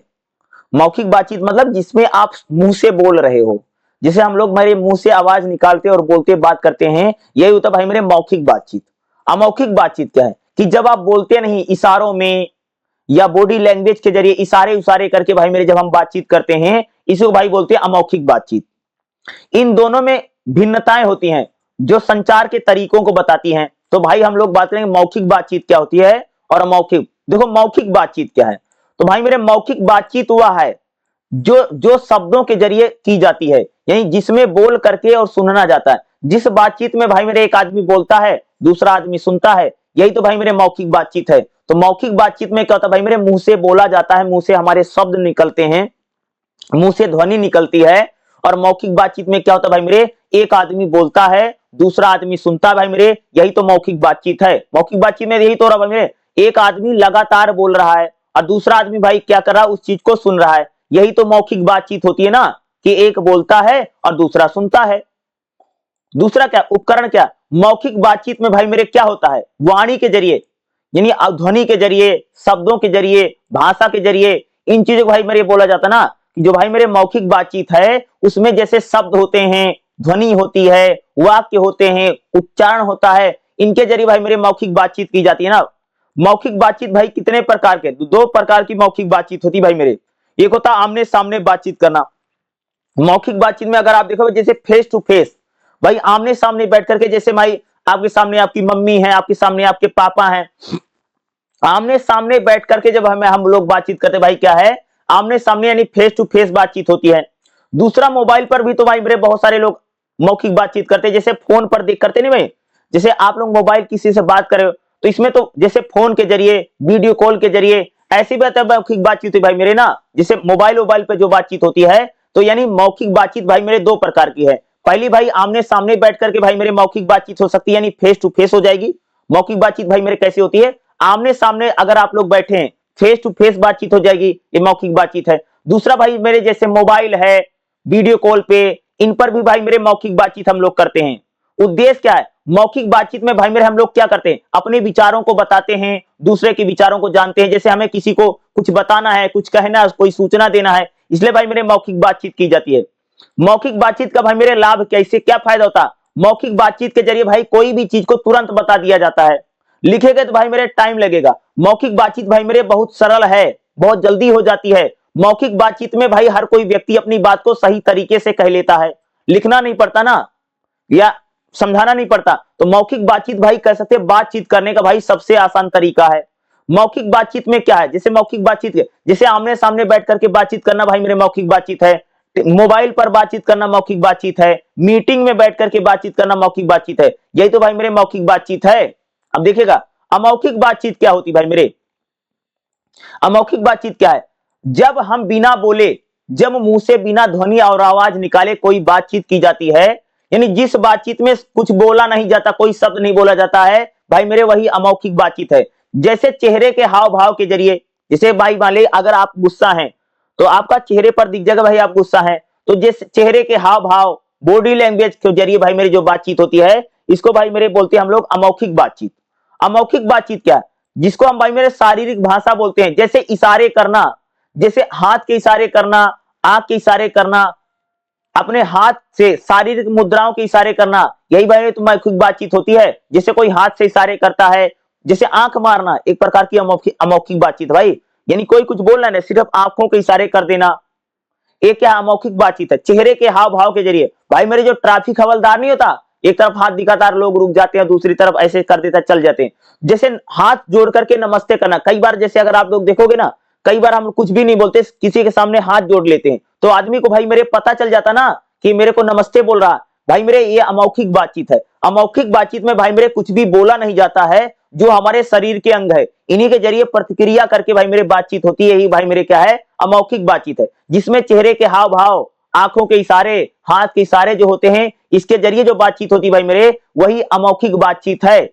अमौखिक बातचीत कितने प्रकार की है, तो पहली होती है भाई शारीरिक भाषा वाली, जैसे खड़े होने का तौर तरीका जो है, यह भी एक प्रकार की भाई मेरे अमौखिक बातचीत को बताता है। दूसरा संकेत, कई बार भाई मेरे हम लोग इशारों में बातचीत करते हैं ना, देखा होगा ना कि कोई कोई भाई इशारे कर देता किसी को, तो इशारों में बातचीत करना यह भी एक प्रकार की अमौखिक बातचीत है। जैसे स्पर्श करना, कई बार जैसे हम किसी से मिलते हैं ना तो हाथ मिलाते हैं या गले लगते हैं, यह भी एक प्रकार की भाई मेरे अमौखिक बातचीत है। जैसे स्थान का चयन, स्थिति के अनुसार भी कैसे अमौखिक बातचीत होती है। अमौखिक बातचीत का भाई मेरे उद्देश्य क्या है, अमौखिक बातचीत क्या है कि भावनाओं का संचार करती है। यहां पर बिना बोले ही अपनी बात को भाई मेरे कह दिया जाता है भाई मेरे अमौखिक बातचीत में। अमौखिक बातचीत में कह सकते भाई मेरे कुछ भी बोलने की आवश्यकता नहीं है, कुछ भी बोलने की जरूरत नहीं है, बिना बोले ही कह सकते भाई हम अपनी बात को किसी दूसरे के सामने कह दे रहे हैं भाई मेरे, यही अमौखिक बातचीत है। अमौखिक बातचीत का भाई मेरे लाभ क्या नहीं फायदा क्या होता है, तो अमौखिक बातचीत एक बातचीत करने का सबसे बड़ा साधन है। यहां पर मौखिक बातचीत की तुलना में अधिक प्रभावशाली है, यहां पर शब्द नहीं बोलने जाते भाई मेरे अमौखिक बातचीत। अमौखिक बातचीत क्या है, जैसे चेहरे से, कई बार होता है भाई हम किसी को देख करके हंस देते हैं, मुस्कुरा देते हैं, ये मौखिक बातचीत है। हाथों से इशारे करना, कई बार होता नहीं भाई आदमी हाथ से इशारे करता है, तो हाथों के इशारे करना भी भाई मेरे क्या है अमौखिक बातचीत है। आंखों से संपर्क में आना, जैसे आंख देख करके किसी को समझा दिए, कोई बात कह दी, ये भी अमौखिक बातचीत है। चेहरे के हाव भाव, चेहरे पर गुस्सा है, चेहरे पर प्यार है, चेहरे पर क्रोध है, इस प्रकार से जो अगर आप कई बार देखते हैं हम लोग भाई मेरे चेहरा गुस्से में लाल हो जाता है, या कई बार ऐसा होता है उदास हो जाते हैं तो चेहरा हमारा झुक जाता है, तो ये सारी चीजें भाई मेरे क्या है, ये सारा भाई मेरे अमौखिक बातचीत ही है। निष्कर्ष में क्या लिखो भाई मेरे, मौखिक और अमौखिक बातचीत दोनों महत्वपूर्ण है भाई, दोनों जरूरी है, मौखिक भी बातचीत जरूरी है और अमौखिक बातचीत भी जरूरी है, ठीक है। और जितने मैं क्वेश्चन बता रहा हूं भाई मेरे ये सारे इंपॉर्टेंट है, यही आपको एग्जाम में आए। अगला हमारा क्वेश्चन क्या रहेगा भाई मेरे, नैतिक रूप से शिक्षित व्यक्ति कौन है। मोस्ट इंपॉर्टेंट क्वेश्चन भाई मेरे, यानी नैतिकता के आधार पर भाई आप किसे पढ़ा लिखा कह सकते हैं और किसे शिक्षित कह सकते हैं। नैतिकता के आधार पर भाई मेरे शिक्षित व्यक्ति वही है जिसमें मूल्य हैं, जिसमें सिद्धांत हैं और जिसमें संस्कार हैं। नैतिकता के आधार पर भाई मेरे वही पढ़ा लिखा व्यक्ति है जिसमें सामाजिक मूल्य हैं, जिसमें प्रेम है, प्यार है, मोहब्बत है, भाईचारा है। यही तो भाई इसी को बोले नैतिक रूप से शिक्षित व्यक्ति वही है। भाई जो व्यक्ति ईमानदार है, कोई भी व्यक्ति भाई मेरे अगर ईमानदार है तो हम लोग कह सकते भाई नैतिक रूप से वो शिक्षित व्यक्ति है। जिस व्यक्ति में ईमानदारी भाई मेरे कूट कूट के भरी पड़ी है, जो किसी को धोखा नहीं देता है, जो किसी के साथ भाई धोखाधड़ी नहीं करता है, ये कह सकते भाई नैतिक रूप से भाई मेरे शिक्षित व्यक्ति है। नैतिकता के आधार पर भाई मेरे इसको हम पढ़ा लिखा कह सकते हैं। पढ़ा लिखा का मतलब भाई मेरे ये नहीं होता कि आप किताबों को जान लेना, किताबों को पढ़ लेना। नैतिकता के आधार पर पढ़ा लिखा व्यक्ति है भाई मेरे जिसमें ईमानदारी है, जो किसी को धोखा नहीं देता है, जो झूठ नहीं बोलता है, जो सत्य पर चलता है, भाई मेरे नैतिक रूप से पढ़ा लिखा व्यक्ति है। जिस व्यक्ति में भाई मेरे सहानुभूति है, जो दूसरों से प्यार करता है, दूसरे के दर्द को समझता है, भाई मेरे यही भाई मेरे नैतिक रूप से शिक्षित व्यक्ति है। जिस व्यक्ति में दूसरों के प्रति दया है, प्रेम है, समर्पण है, भाईचारा है, वही भाई मेरे कह सकते हैं नैतिक रूप से शिक्षित व्यक्ति है। जिस व्यक्ति में कह सकते हैं कि दया है, त्याग है, समर्पण है, भाईचारा है, भाई मेरे वही भाई मेरे कह सकते हैं नैतिक रूप से शिक्षित व्यक्ति है। समझ गए? न्याय प्रियता, जो आदमी भाई न्याय को पसंद करता है, जिस व्यक्ति में कह सकते भाई निष्पक्ष न्याय की बात करता है, जो व्यक्ति भाई किसी से भेदभाव नहीं करता, किसी के साथ पक्षपात नहीं करता है, वो भाई क्या है नैतिक रूप से शिक्षित व्यक्ति है। जो व्यक्ति भाई मेरे सभी को समान मानता है, सभी को बराबर मानता है, जो व्यक्ति भाई किसी के साथ भेदभाव नहीं करता, पक्षपात नहीं करता है, वही कह सकते भाई मेरे नैतिक रूप से शिक्षित व्यक्ति है। जिसमें न्याय को लेकर के प्रेम है, न्याय की बात करता है, वही भाई मेरे नैतिक रूप से शिक्षित व्यक्ति है। उत्तरदायित्व, जो व्यक्ति अपनी जिम्मेदारियों का निर्वाह करता है, जो व्यक्ति अपनी जिम्मेदारी निभाता, भाई मेरे कोई व्यक्ति भाई हमारे पिता के रूप में क्या जिम्मेदारी है, भाई के रूप में क्या जिम्मेदारी है, बहन के रूप में क्या जिम्मेदारी, भाई मेरे जब हम लोग अपनी जिम्मेदारियों को निभाते हैं तो इसको कह सकते हैं जो व्यक्ति अपनी जिम्मेदारियों का निर्वाह कर रहा है वही नैतिक रूप से भाई मेरे शिक्षित व्यक्ति है। क्या है? जो व्यक्ति ईमानदारी के साथ अपने परिवार की, अपने समाज की और अपने देश की जिम्मेदारियों को भैया निभा रहा है, वही कैसे भाई मेरे नैतिक रूप से शिक्षित व्यक्ति है। अगला क्या भाई? आदर, व जो व्यक्ति आदर से बात करता है, जो व्यक्ति विनम्रता से बात करता है, भाई मेरे नैतिक रूप से शिक्षित व्यक्ति यानी पढ़ा लिखा व्यक्ति वही जिसमें भाई आदर सम्मान है, जो भाई मेरे दूसरे की रिस्पेक्ट करता है, दूसरे की इज्जत करता है, वही भाई कह सकते हैं नैतिक रूप से शिक्षित व्यक्ति है। क्या है? नैतिक रूप से भाई मेरा शिक्षित व्यक्ति कौन है? जिसमें अहंकार नहीं है, जिसमें घमंड नहीं है, जो दूसरों की मदद करता है, वो कहते भाई नैतिक रूप से शिक्षित व्यक्ति है। क्षमता का गुण, भाई जो दूसरे आदमी को माफ कर देता है, नैतिक रूप से शिक्षित व्यक्ति वही है जो दूसरे की गलतियों को माफ करने की क्षमता रखता है। भाई मेरे यानी जो व्यक्ति दूसरे को गलती होने पर माफ कर देता है, उनसे बदले की भावना नहीं रखता है, वही कैसे भाई नैतिक रूप से शिक्षित व्यक्ति है। नैतिकता यानी मोरलिटी, नैतिकता यानी मोरलिटी के आधार पर भाई नैतिक रूप से भाई मेरे शिक्षित व्यक्ति जो है, जो दूसरे की गलती को माफ कर देता है और उनको गले से लगा लेता है। भाई जिस व्यक्ति में अहिंसा है और शांति है, जो व्यक्ति हिंसा नहीं करता, जो अहिंसक है, जो सत्य की बात करता है, जो व्यक्ति शांति प्रिय है, वो कहता है भाई नैतिक रूप से शिक्षित व्यक्ति है।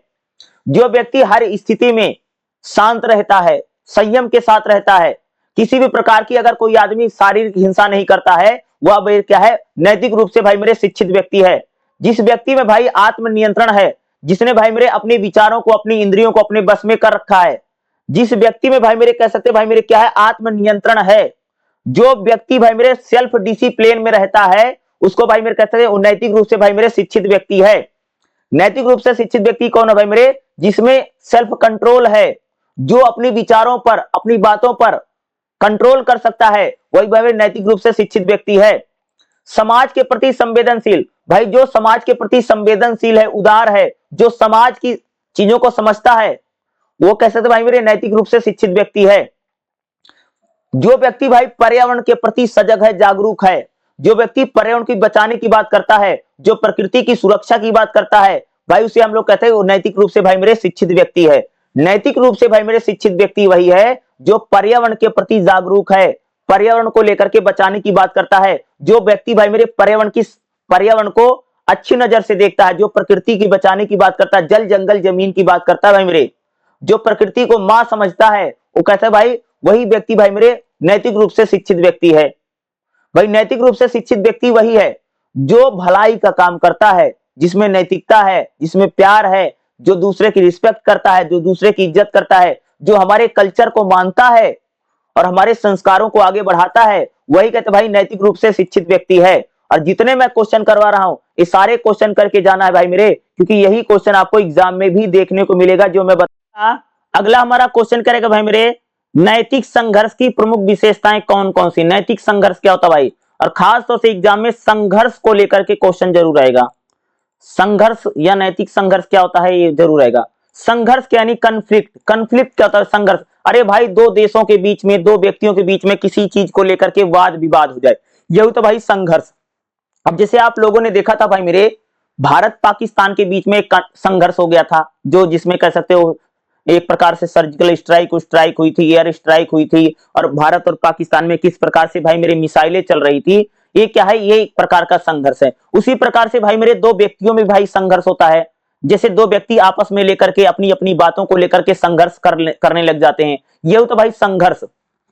देखो संघर्ष उस स्थिति को बताता है जब दो या दो से अधिक व्यक्तियों के बीच में, संघर्ष भाई मेरे हमको ये बताता है कि दो या दो से अधिक लोगों के बीच में भाई मूल्यों को लेकर के, मान्यताओं को लेकर के कठिनाई आ रही है। जैसे भाई मान ले दो आदमी हैं, दो आदमी अलग अलग बातें करें, कोई कुछ कह रहा है कोई कुछ कह रहा है, वो कह रहा है नहीं नहीं मेरी बात सही है, वो कह रहा है नहीं नहीं मेरी बात सही है। यही होता भाई मेरे संघर्ष, जब हमें नैतिकता को लेकर के, मूल्यों को लेकर के और मान्यताओं को लेकर के दो भी लोगों के बीच में किसी न किसी प्रकार का विवाद हो जाता है, यही होता भाई मेरे संघर्ष।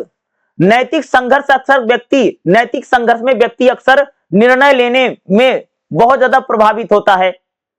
इसमें आंतरिक और बाहरी दोनों प्रकार के कारण होते हैं। नैतिक संघर्ष क्या है भाई मेरे, नैतिक संघर्ष जैसे विरोधाभास। विरोधाभास मतलब समझते हो, नैतिक संघर्ष में अक्सर दो या दो से अधिक चीजें आपस में मिल जाती हैं। जैसा एक व्यक्ति को ईमानदारी बनाए रखना की जरूरत है, जब उसे किसी की भावनाओं की रक्षा करने के लिए झूठ बोलने का प्रॉब्लम है। विरोधाभास मतलब समझते हो, जिसे भाई मान लीजिए कि आपको झूठ भी बोल, आपको ईमानदार भी रहना है और आपको झूठ बोल करके किसी की भावना को भाई मेरे ठेस भी नहीं पहुंचानी है। या एक प्रकार का भाई मेरे विरोधाभास है नैतिकता को लेकर के। कई बार हमारे लोगों के साथ होता, हम लोगों के साथ भाई होता ना कि भाई हमें ईमानदार भी बनना है और भाई हमें झूठ बोल करके किसी भावना को भाई आदमी को ठेस भी नहीं पहुंचानी है। कई बार हम सोचते हैं भाई मेरे सच्चाई मत बताओ नहीं तो आदमी दुखी हो जाएगा, और हम लोग ईमानदार भी बनने की कोशिश करते हैं। यह एक प्रकार से नैतिकता को लेकर के भाई मेरे विरोधाभास है। विरोधाभास मतलब समझते हो, दो अलग अलग बातें कहना कि आदमी ईमानदार भी रहना चाहता है, बेईमानी भी करना चाहता है, भाई इसको बोलते हैं विरोधाभास। विरोधाभास हमको ये बता रहा भाई मेरे कि एक तरफ आप ईमानदार बनना चाहते हैं और दूसरी तरफ आप झूठ बोल रहे हैं ताकि भाई किसी को दिल को ठेस ना पहुंचे। यह एक प्रकार का विरोधाभास है। विरोधाभास हमें संघर्ष को बढ़ाता है। ठीक है, अगला निर्णय लेने में कठिनाई। नैतिक संघर्ष कई बार जीवन में कोई डिसीजन लेना, उसमें भी कठिनाई का अनुभव कराता है। उन्हें यह तय करने में दिक्कत होती है कि कौन सा मूल्य सही है कौन सा नहीं है। कई बार आप लोगों ने देखा भाई जीवन में हमारे सामने यह भी समस्या खड़ी हो जाती है, भाई क्या करें क्या ना करें। नैतिकता के आधार पर कई बार हो जाता है। एग्जाम्पल बताऊं, जैसे भाई घर परिवार में अगर आप लोग देखोगे, जैसे मान लो भाई लड़का है, लड़के की माँ अलग बात कर रही है, लड़के की भैया बीबी अलग बात करी, पत्नी अलग बात, वाइफ अलग बात करी है। इस प्रकार का भी कह सकते हैं कि हम लोगों को संघर्ष देखने को मिलता है। यह क्या है, नैतिक संघर्ष है भाई मेरे। निर्णय लेना, अब जैसे भाई कई बार होता माँ कुछ कह रही है बच्चे को, लड़के को कह रही है और उसकी वाइफ कुछ कह रही है, तो भाई लड़का डिसीजन ही ले पा रहा है कि भैया मम्मी की बात माने या वाइफ की बात माने। ये क्या है, इसमें वो डिसीजन ही ले पा रहा है बेचारा। यह भी एक प्रकार का क्या है, नैतिक संघर्ष है। भाई माँ की बात ना माने तो तब दिक्कत, और बीबी की बात ना माने तो भाई मेरे तब दिक्कत। या भाई निर्णय लेने में कठिनाई, कोई डिसीजन आप नहीं ले पा रहे हैं। एक तरफ माँ से भी प्यार कर रहा है, बीबी से भी भाई प्यार है, दोनों को दिल को चोट नहीं पहुंचाना चाहता, अब आगे कुआं पीछे खाइए नहीं, डिसीजन नहीं ले पा रहे हम लोग नैतिकता के आधार पर। यह भी एक प्रकार के संघर्ष को बनाएगा। भावनात्मक तनाव, नैतिक संघर्ष कई बार हमें भावनात्मक तनाव पैदा कर देता है। नैतिकता के आधार पर कई बार हमारे मन में भाई चिंता हो जाती है, अपराध बोध आ जाता है। देखो अगर आप कोई काम करोगे ना, अगर आप बहुत ज्यादा नैतिक रूप ईमानदार व्यक्ति है, तो आप काम करोगे ना तो आपके अंदर एक प्रकार से अपराध बोध आ जाएगा। समझते हो? एक बात बताओ, अगर आदमी बहुत ही शरीफ आदमी है भाई मेरे, अगर वो मान लो एग्जाम में नकल कर ले, तो भाई उसके अंदर एक इस प्रकार की भावना है कि मैंने गलती कर दी। तो यानी नैतिकता जो है अपराध बोध का भी एहसास कराती है। समझे? देखो भाई नकल, जैसे मान लो हम लोग बात करें एग्जाम में भाई मेरे बहुत सारे नकल करें, लेकिन अगर कोई व्यक्ति बहुत नैतिक है, नैतिक व्यक्ति है, बहुत ही ज्यादा कह सकते हो कि ये नहीं कह सकते परंपराओं की बात करता हो, बहुत मूल्य वाली बात करता है, तो अगर वो नकल मार भाई उसके अंदर अपराध बोझ जाएगा, मैंने नकल कर लिया, मैंने गलत किया। चिंता, यानी नैतिकता कई बार हमें चिंता में भी डाल देती, भाई क्या करें ना क्या करें। मानसिक तनाव भी कर सकते हमें नैतिकता देती है, नैतिक, ठीक है। आंतरिक संघर्ष, या व्यक्ति के भीतर हो जाता कि व्यक्ति अपने मूल्यों नैतिकता के साथ टकराता है, या व्यक्ति में आत्मसम्मान और आत्मधारणा को देखो आंतरिक संघर्ष क्या है, कई बार भाई मेरे हम लोग अंदर ही सोचते रहते कि इस काम को करें, इस काम को ना करें, तो आंतरिक संघर्ष भी कई बार हमारे सामने हो जाता ना। जैसे कई बार होता भाई कि हम नौकरी करें कि नौकरी छोड़ें, इस प्रकार का भी तो हमारे मन में कई बार भाई नैतिक संघर्ष होता, आंतरिक होता ना, हम किसी को बताते नहीं, मन में ही सोचते रहते भाई नौकरी छोड़ूं कि नौकरी करूं, नौकरी छोड़ दूंगा तो भाई ये खर्चा कैसे चलेगा, नौकरी करूंगा तो भैया जो हमारा बॉस है वो हमको परेशान करता रहेगा। या आंतरिक संघर्ष है नैतिकता को लेकर के कि एक तरफ आप छोड़ना भी चाहते हैं और दूसरी तरफ भाई उसको छोड़ भी नहीं पा रहे हैं, यानी ये क्या है, आप डिसीजन ही ले पा रहे हैं क्या करें ना करें, यह भी एक प्रकार का संघर्ष है नैतिकता के आधार पर। सामाजिक दबाव, भाई कभी कभी हमें हमें हमें अपने परिवार, समाज, और जो हमारा परिवार होता, जो समाज होता, उसका भी भाई हमें कई बार प्रेशर पड़ता कि हमें डिसीजन लेना पड़ता।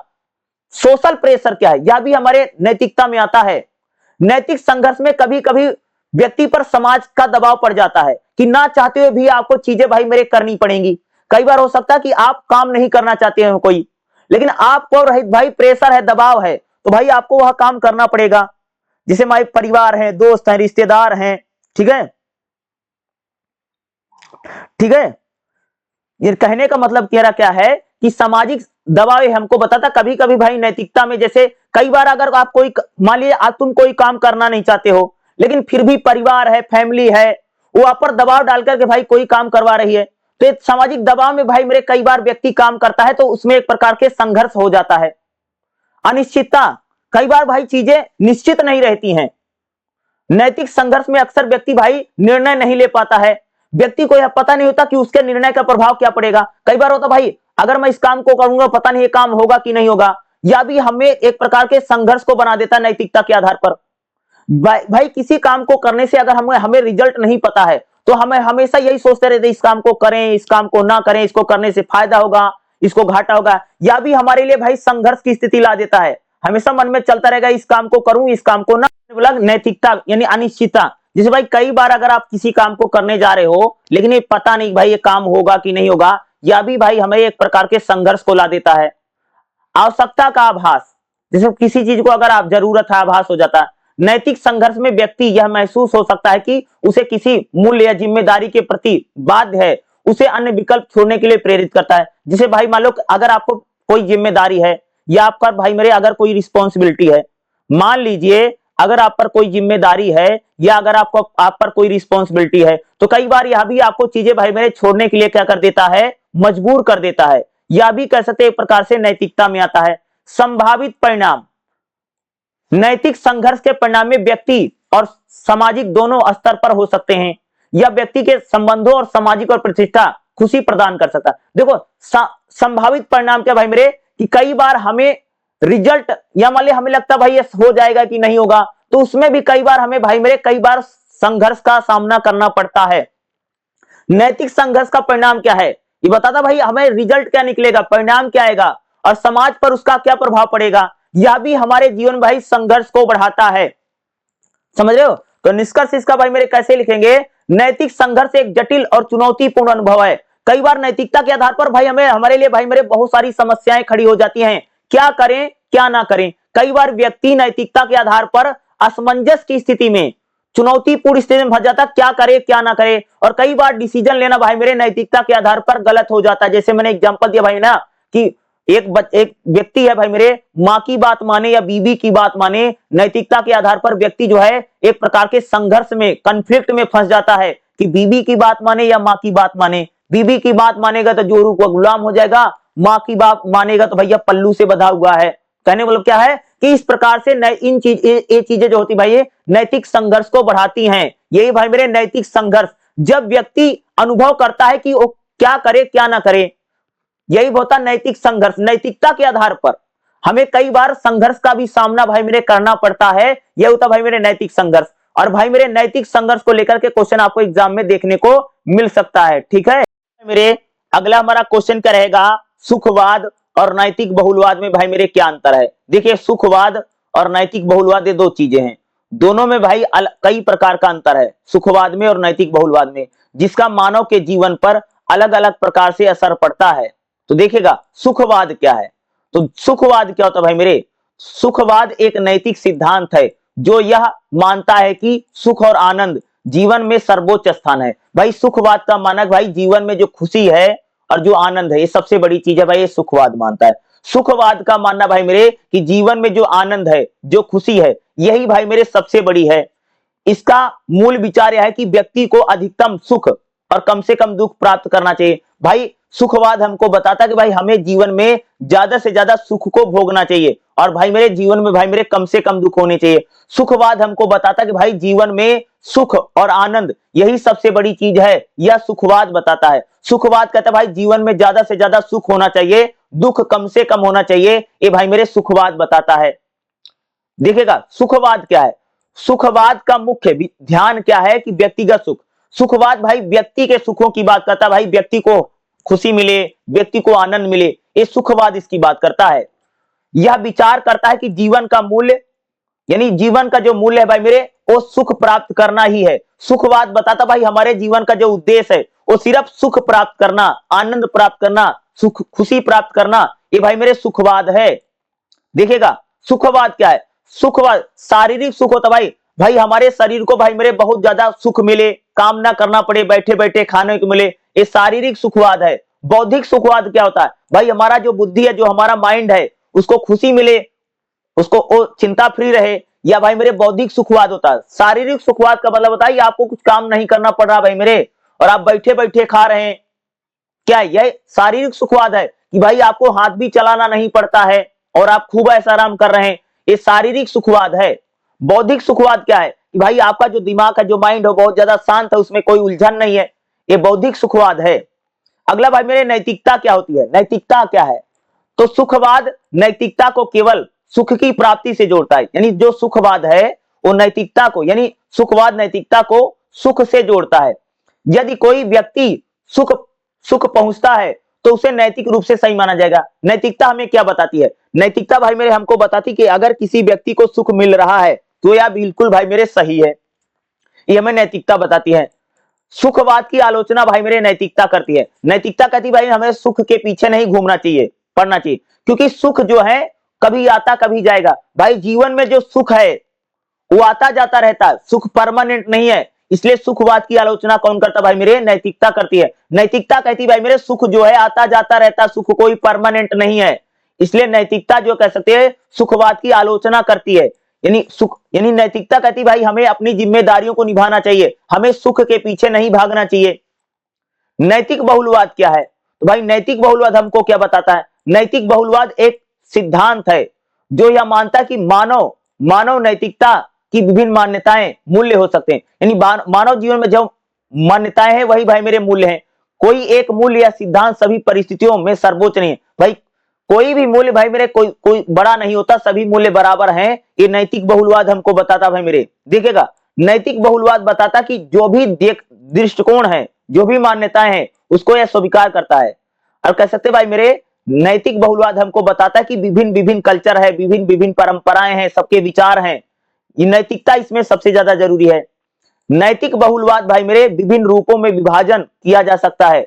नैतिक बहुलवाद जैसे सांस्कृतिक बहुलवाद है, अलग अलग कल्चर है, अलग अलग पहनावा है। भाई धार्मिक बहुलवाद होता है, भाई अलग अलग धर्मों के लोग हैं, एक धार्मिक बहुलवाद है जो हमको बताता है नैतिकता का दृष्टिकोण क्या है। नैतिक बहुलवाद मानता है कि भाई मेरे नैतिक निर्णय लेना जटिल है। नैतिक बहुलवाद बताता भाई अगर कोई आदमी नैतिकता के आधार पर कोई डिसीजन ले रहा है, भाई मेरे सबसे बड़ी कौन सबसे कठिन चीज होती है, नैतिकता के आधार पर भाई मेरे कोई भी डिसीजन लेना, कोई भी निर्णय लेना है भाई मेरे सबसे ज्यादा कठिन होता है। विभिन्न दृष्टिकोणों को ध्यान में रख करके निर्णय लेना चाहिए, ये नैतिक बहुलवाद बताता है। नैतिक बहुलवाद भाई मेरे इसकी आलोचना भी करता है, नैतिक बहुलवाद की आलोचना भी की गई है, क्योंकि कभी कभी नैतिकता भ्रम पैदा कर देती भाई मेरे। कहा जाता है जो नैतिकता होती है कभी कभी भ्रम पैदा कर देगी भाई मेरे, क्या करूं क्या ना करूं, क्योंकि यह हमारी मान्यताओं के बीच संतुलन नहीं बैठा पाती भाई मेरे, जो नैतिकता है। तो भाई एग्जाम में अगर बात करूं तो नैतिक बहुलवाद और सुखवाद क्या है, सुखवाद क्या है या सुख क्या है, और नैतिक बहुलवाद क्या है, या नैतिकता क्या है या सुखवाद क्या है। इस टाइप का क्वेश्चन भाई मेरे एग्जाम में 100% आएगा। तो दोनों चीजें याद रखना, सुखवाद और नैतिकता, या नैतिक बहुलवाद या सुखवाद। सुखवाद इस टाइप के क्वेश्चन जितने मैं करवा रहा हूं भाई मेरे, ये सारे क्वेश्चन भाई मेरे आपको एग्जाम में देखने को 100% मिलेगा। जितना मैं बता रहा हूं ये सारे आपको करके जाना है, यही सारा क्वेश्चन एग्जाम में आएगा। अगला हमारा क्वेश्चन क्या रहेगा, व्यक्तित्व और इसके प्रमुख विकार बताओ। व्यक्तित्व यानी भाई मेरे होता पर्सनैलिटी, एक व्यक्ति को सोचने, समझने, महसूस करने और व्यवहार करने की जो शैली होती है भाई मेरे, वही व्यक्तित्व है। जो हमारे अनुभव, पर्यावरण और अनुवांशिकी की बात, व्यक्तित्व क्या भाई, हमारी पर्सनैलिटी, हम कैसे सोचते हैं, हम कैसे समझते हैं, हम कैसे अपनी बात को सामने रखते हैं किसी दूसरे के सामने, हम कैसे दिखते हैं, यही तो भाई मेरे व्यक्तित्व है, यही तो पर्सनैलिटी है भाई मेरे। व्यक्तित्व क्या है, हम कैसे सोचते हैं, हम कैसे समझते हैं, हमारा विचार क्या है, हमारी बुद्धि क्या है, हम कैसे दिखते हैं, यही तो भाई हमारा व्यक्तित्व है। व्यक्तित्व व्यक्तित्व एक प्रकार की मनोवैज्ञानिक अध्ययन है। व्यक्तित्व हमको बताता है कि भाई इंसान को कैसे समझना है, व्यक्ति की सामाजिक और मानसिक स्थिति को बेहतर बनाना ही क्या व्यक्तित्व है। व्यक्तित्व विकार क्या है, व्यक्तित्व विकार का मतलब कोई भी आदमी जो भाई मेरे, अगर उसमें मानसिक स्वास्थ्य की स्थिति है, अगर कोई व्यक्ति भाई मेरे मानसिक रूप से, जिस व्यक्ति में सोचने, अनुभव करने और व्यवहार करने में असमानता है, जो व्यक्ति भाई समझ नहीं पाता, सोच नहीं पाता क्या करना क्या नहीं करना है, यह क्या व्यक्तित्व विकार है। जो इस प्रकार की चीजें हमको दिखाई देती हैं। व्यक्तित्व विकार क्या है, व्यक्तित्व विकार कहता भाई किसी की भी पर्सनैलिटी में किसी प्रकार की समस्या आ जाना, वही भाई मेरे क्या है, व्यक्तित्व विकार है। जो व्यक्ति पारिवारिक जिम्मेदारियों को नहीं निभा पा रहा है, जो सामाजिक जिम्मेदारियों को नहीं निभा पा रहा है, वही भाई मेरे है व्यक्तित्व विकार। तो व्यक्तित्व विकार के प्रकार क्या है, व्यक्तित्व विकार क्या, व्यक्तित्व के भाई मेरे 3 विकार हैं जिन्हें क्लस्टर कहा जाता है। तो देखिएगा क्लस्टर क्या है, जिसे क्लस्टर में देखोगे कि व्यक्ति दूसरों के प्रति संदेह रखता है। भाई अगर आप देखो, जो आदमी दूसरे पर शक करता है और किसी पर भाई मेरे विश्वास नहीं करता है, हर किसी की निंदा करता है, ये व्यक्तित्व विकार है। कई लोगों को आप लोगों ने देखा भाई मेरे ना, कई सारे लोग ऐसे तो भाई किसी पर भी विश्वास नहीं करते, सभी को शक की नजर से देखते हैं। जो व्यक्ति को भाई, जिस व्यक्ति को लगता है कि भाई सभी लोग खराब हैं और सभी लोग मेरी बुराई कर रहे हैं, ये व्यक्तित्व विकार है। जब आप में ऐसी सोच, ऐसी विचार आ जाए भाई, जब आप ऐसे सोच रहे हैं कि हर कोई आदमी, किसी पर विश्वास नहीं करना है, हर कोई आदमी मेरी बुराई करता, मेरा कोई नहीं है, ये एक प्रकार का भाई मेरे व्यक्तित्व विकार है आपके अंदर। दूसरा क्या है, इस विकार में सामाजिक संबंधों से दूर हो जाता। व्यक्तित्व विकार भाई मेरे अगर किसी व्यक्ति में आता तो समाज से भाई मेरे बहुत ज्यादा दूर हो जाता है और दूसरों के साथ भाई मेरे बातचीत नहीं करता। जिस भी व्यक्ति में कह सकते भाई मेरे व्यक्तित्व विकार आएगा, यानी पर्सनैलिटी में अगर आपकी दिक्कत आएगी, तो भाई बहुत सारे लोग भाई एक दूसरे से बातचीत करना बंद कर देते हैं, अकेले रहना पसंद करते हैं, ये व्यक्तित्व विकार है। अगला क्या है कि इसमें व्यक्ति सामान्य सोच, अजीब व्यवहार। व्यक्तित्व विकार में कहा कि लोग अजीब टाइप से सोचेगा, अजीब टाइप से व्यवहार करेगा, ये व्यक्तित्व विकार है। कभी कभी वह रहस्यमयी और जादुई विश्वास करता है। व्यक्तित्व विकार अगर किसी में आ गया तो लोग भाई अजीब तरीके से सोचेगा, अजीब तरीके की बात करेगा। व्यक्तित्व विकार में भाई मेरे हमको यही दिखाई देता है। क्लस्टर बी क्या है, व्यक्तित्व विकार भाई मेरे अगर किसी व्यक्ति में तो बहुत नाटकीय हो जाएगा, बहुत भावनात्मक हो जाएगा।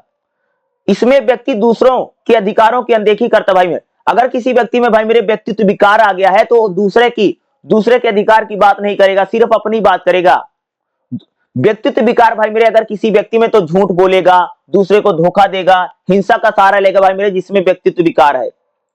व्यक्तित्व विकार भाई मेरे अगर किसी व्यक्ति में आ जाता तो कह सकते हो अपनी भावनाओं को कंट्रोल में रख नहीं पाएगा। ऐसे लोग हमेशा अपनी फीलिंग को संभाल नहीं पाते भाई मेरे, जिसमें व्यक्तित्व विकार है। जिस व्यक्ति में भाई मेरे व्यक्तित्व विकार होगा वो ध्यान को कर नहीं पाएगा, उसका मन कहीं पर नहीं लगेगा, उसका मन भाई मेरे भटकता रहेगा। कह सकते भाई मेरे जिस व्यक्ति में व्यक्तित्व विकार आ गया है, इसमें व्यक्ति अपनी आत्मा को केंद्रित नहीं कर पाता है, दूसरा की आवश्यकता को अनदेखा कर देता है। व्यक्तित्व विकार भाई जिस व्यक्ति में आता है वो सिर्फ अपनी तारीफ सुनना चाहता है, अपनी बुराई कभी नहीं सुनता भाई मेरे। जिस व्यक्ति में कह सकते भाई मेरे व्यक्तित्व विकार आता है वो सिर्फ अपनी तारीफ सुनता, किसी की बुराई मेरे नहीं सुनता। व्यक्तित्व विकार, व्यक्तित्व विकार में सी क्या है भाई, क्लस्टर। तो जिस व्यक्ति में भाई व्यक्तित्व विकार आएगा वो हमेशा नेगेटिव बात करेगा, दूसरे की बुराई करेगा। भाई जिस व्यक्ति की पर्सनैलिटी खराब हो गई, व्यक्तित्व विकार आ गया है, वो हमेशा दूसरे की बुराई करेगा, दूसरे की आलोचना करेगा, दूसरे को हमेशा बदनाम करने की कोशिश करेगा। भाई जिस व्यक्ति में व्यक्तित्व विकार है, व्यक्तित्व विकार भाई मेरे जिस व्यक्ति पर आएगा वो हमेशा दूसरे पर निर्भर हो जाएगा, खुद कोई काम नहीं करेगा, अपना काम भाई मेरे दूसरे पर डाल देगा। अगर आप में व्यक्तित्व विकार आ गया है, ये क्या भाई मेरे व्यक्तित्व विकार। और जितने मैं क्वेश्चन भाई मेरे करवा रहा हूं, ये सारे क्वेश्चन आपको करके जाने ही जाने, जितना मैं आपको बता रहा हूं। और जितना मैंने भाई मेरे खास तौर से इस क्लास में पढ़ाया है, इन सारे क्वेश्चनों को आपको करके जाना ही जाना है, कुछ भी एग्जाम में छोड़ना नहीं। इससे पहले भी मैंने वीडियो बना रखी है, और अगली वीडियो भाई कह सकता हूं कि आप लोगों को बहुत जल्द देखने को जरूर मिलेगी। तो मैं 2-3 वीडियो बना करके भाई मेरे पूरी किताब अच्छे से पढ़ा दूंगा। सारे वीडियो को आप लोग जरूर देख करके जाइएगा, ठीक है। इस अगली वीडियो भी आप लोगों को भाई मेरे बहुत जल्द देखने को मिलेगी, उसमें भी भाई मैं आपको बहुत सारे इंपॉर्टेंट क्वेश्चन जरूर बता दूंगा। इतना तो भाई मेरे आपको मैं कंफर्म पढ़ा दूंगा कि आपका एग्जाम नंबर 1 जाएगा भाई मेरे, बहुत बढ़िया जाएगा। एक वीडियो पहले भी मैंने बना रखी है, उसको जा करके देख लो। अभी एक वीडियो आपको और भी देखने को मिलेगी, तीसरी इसकी जो वीडियो, आप इसका दूसरा वीडियो देख रहे हैं, एक वीडियो मैं पहले बना चुका हूं, ठीक है। तो जितना मैंने पढ़ाया है इतना पढ़ के जाइएगा।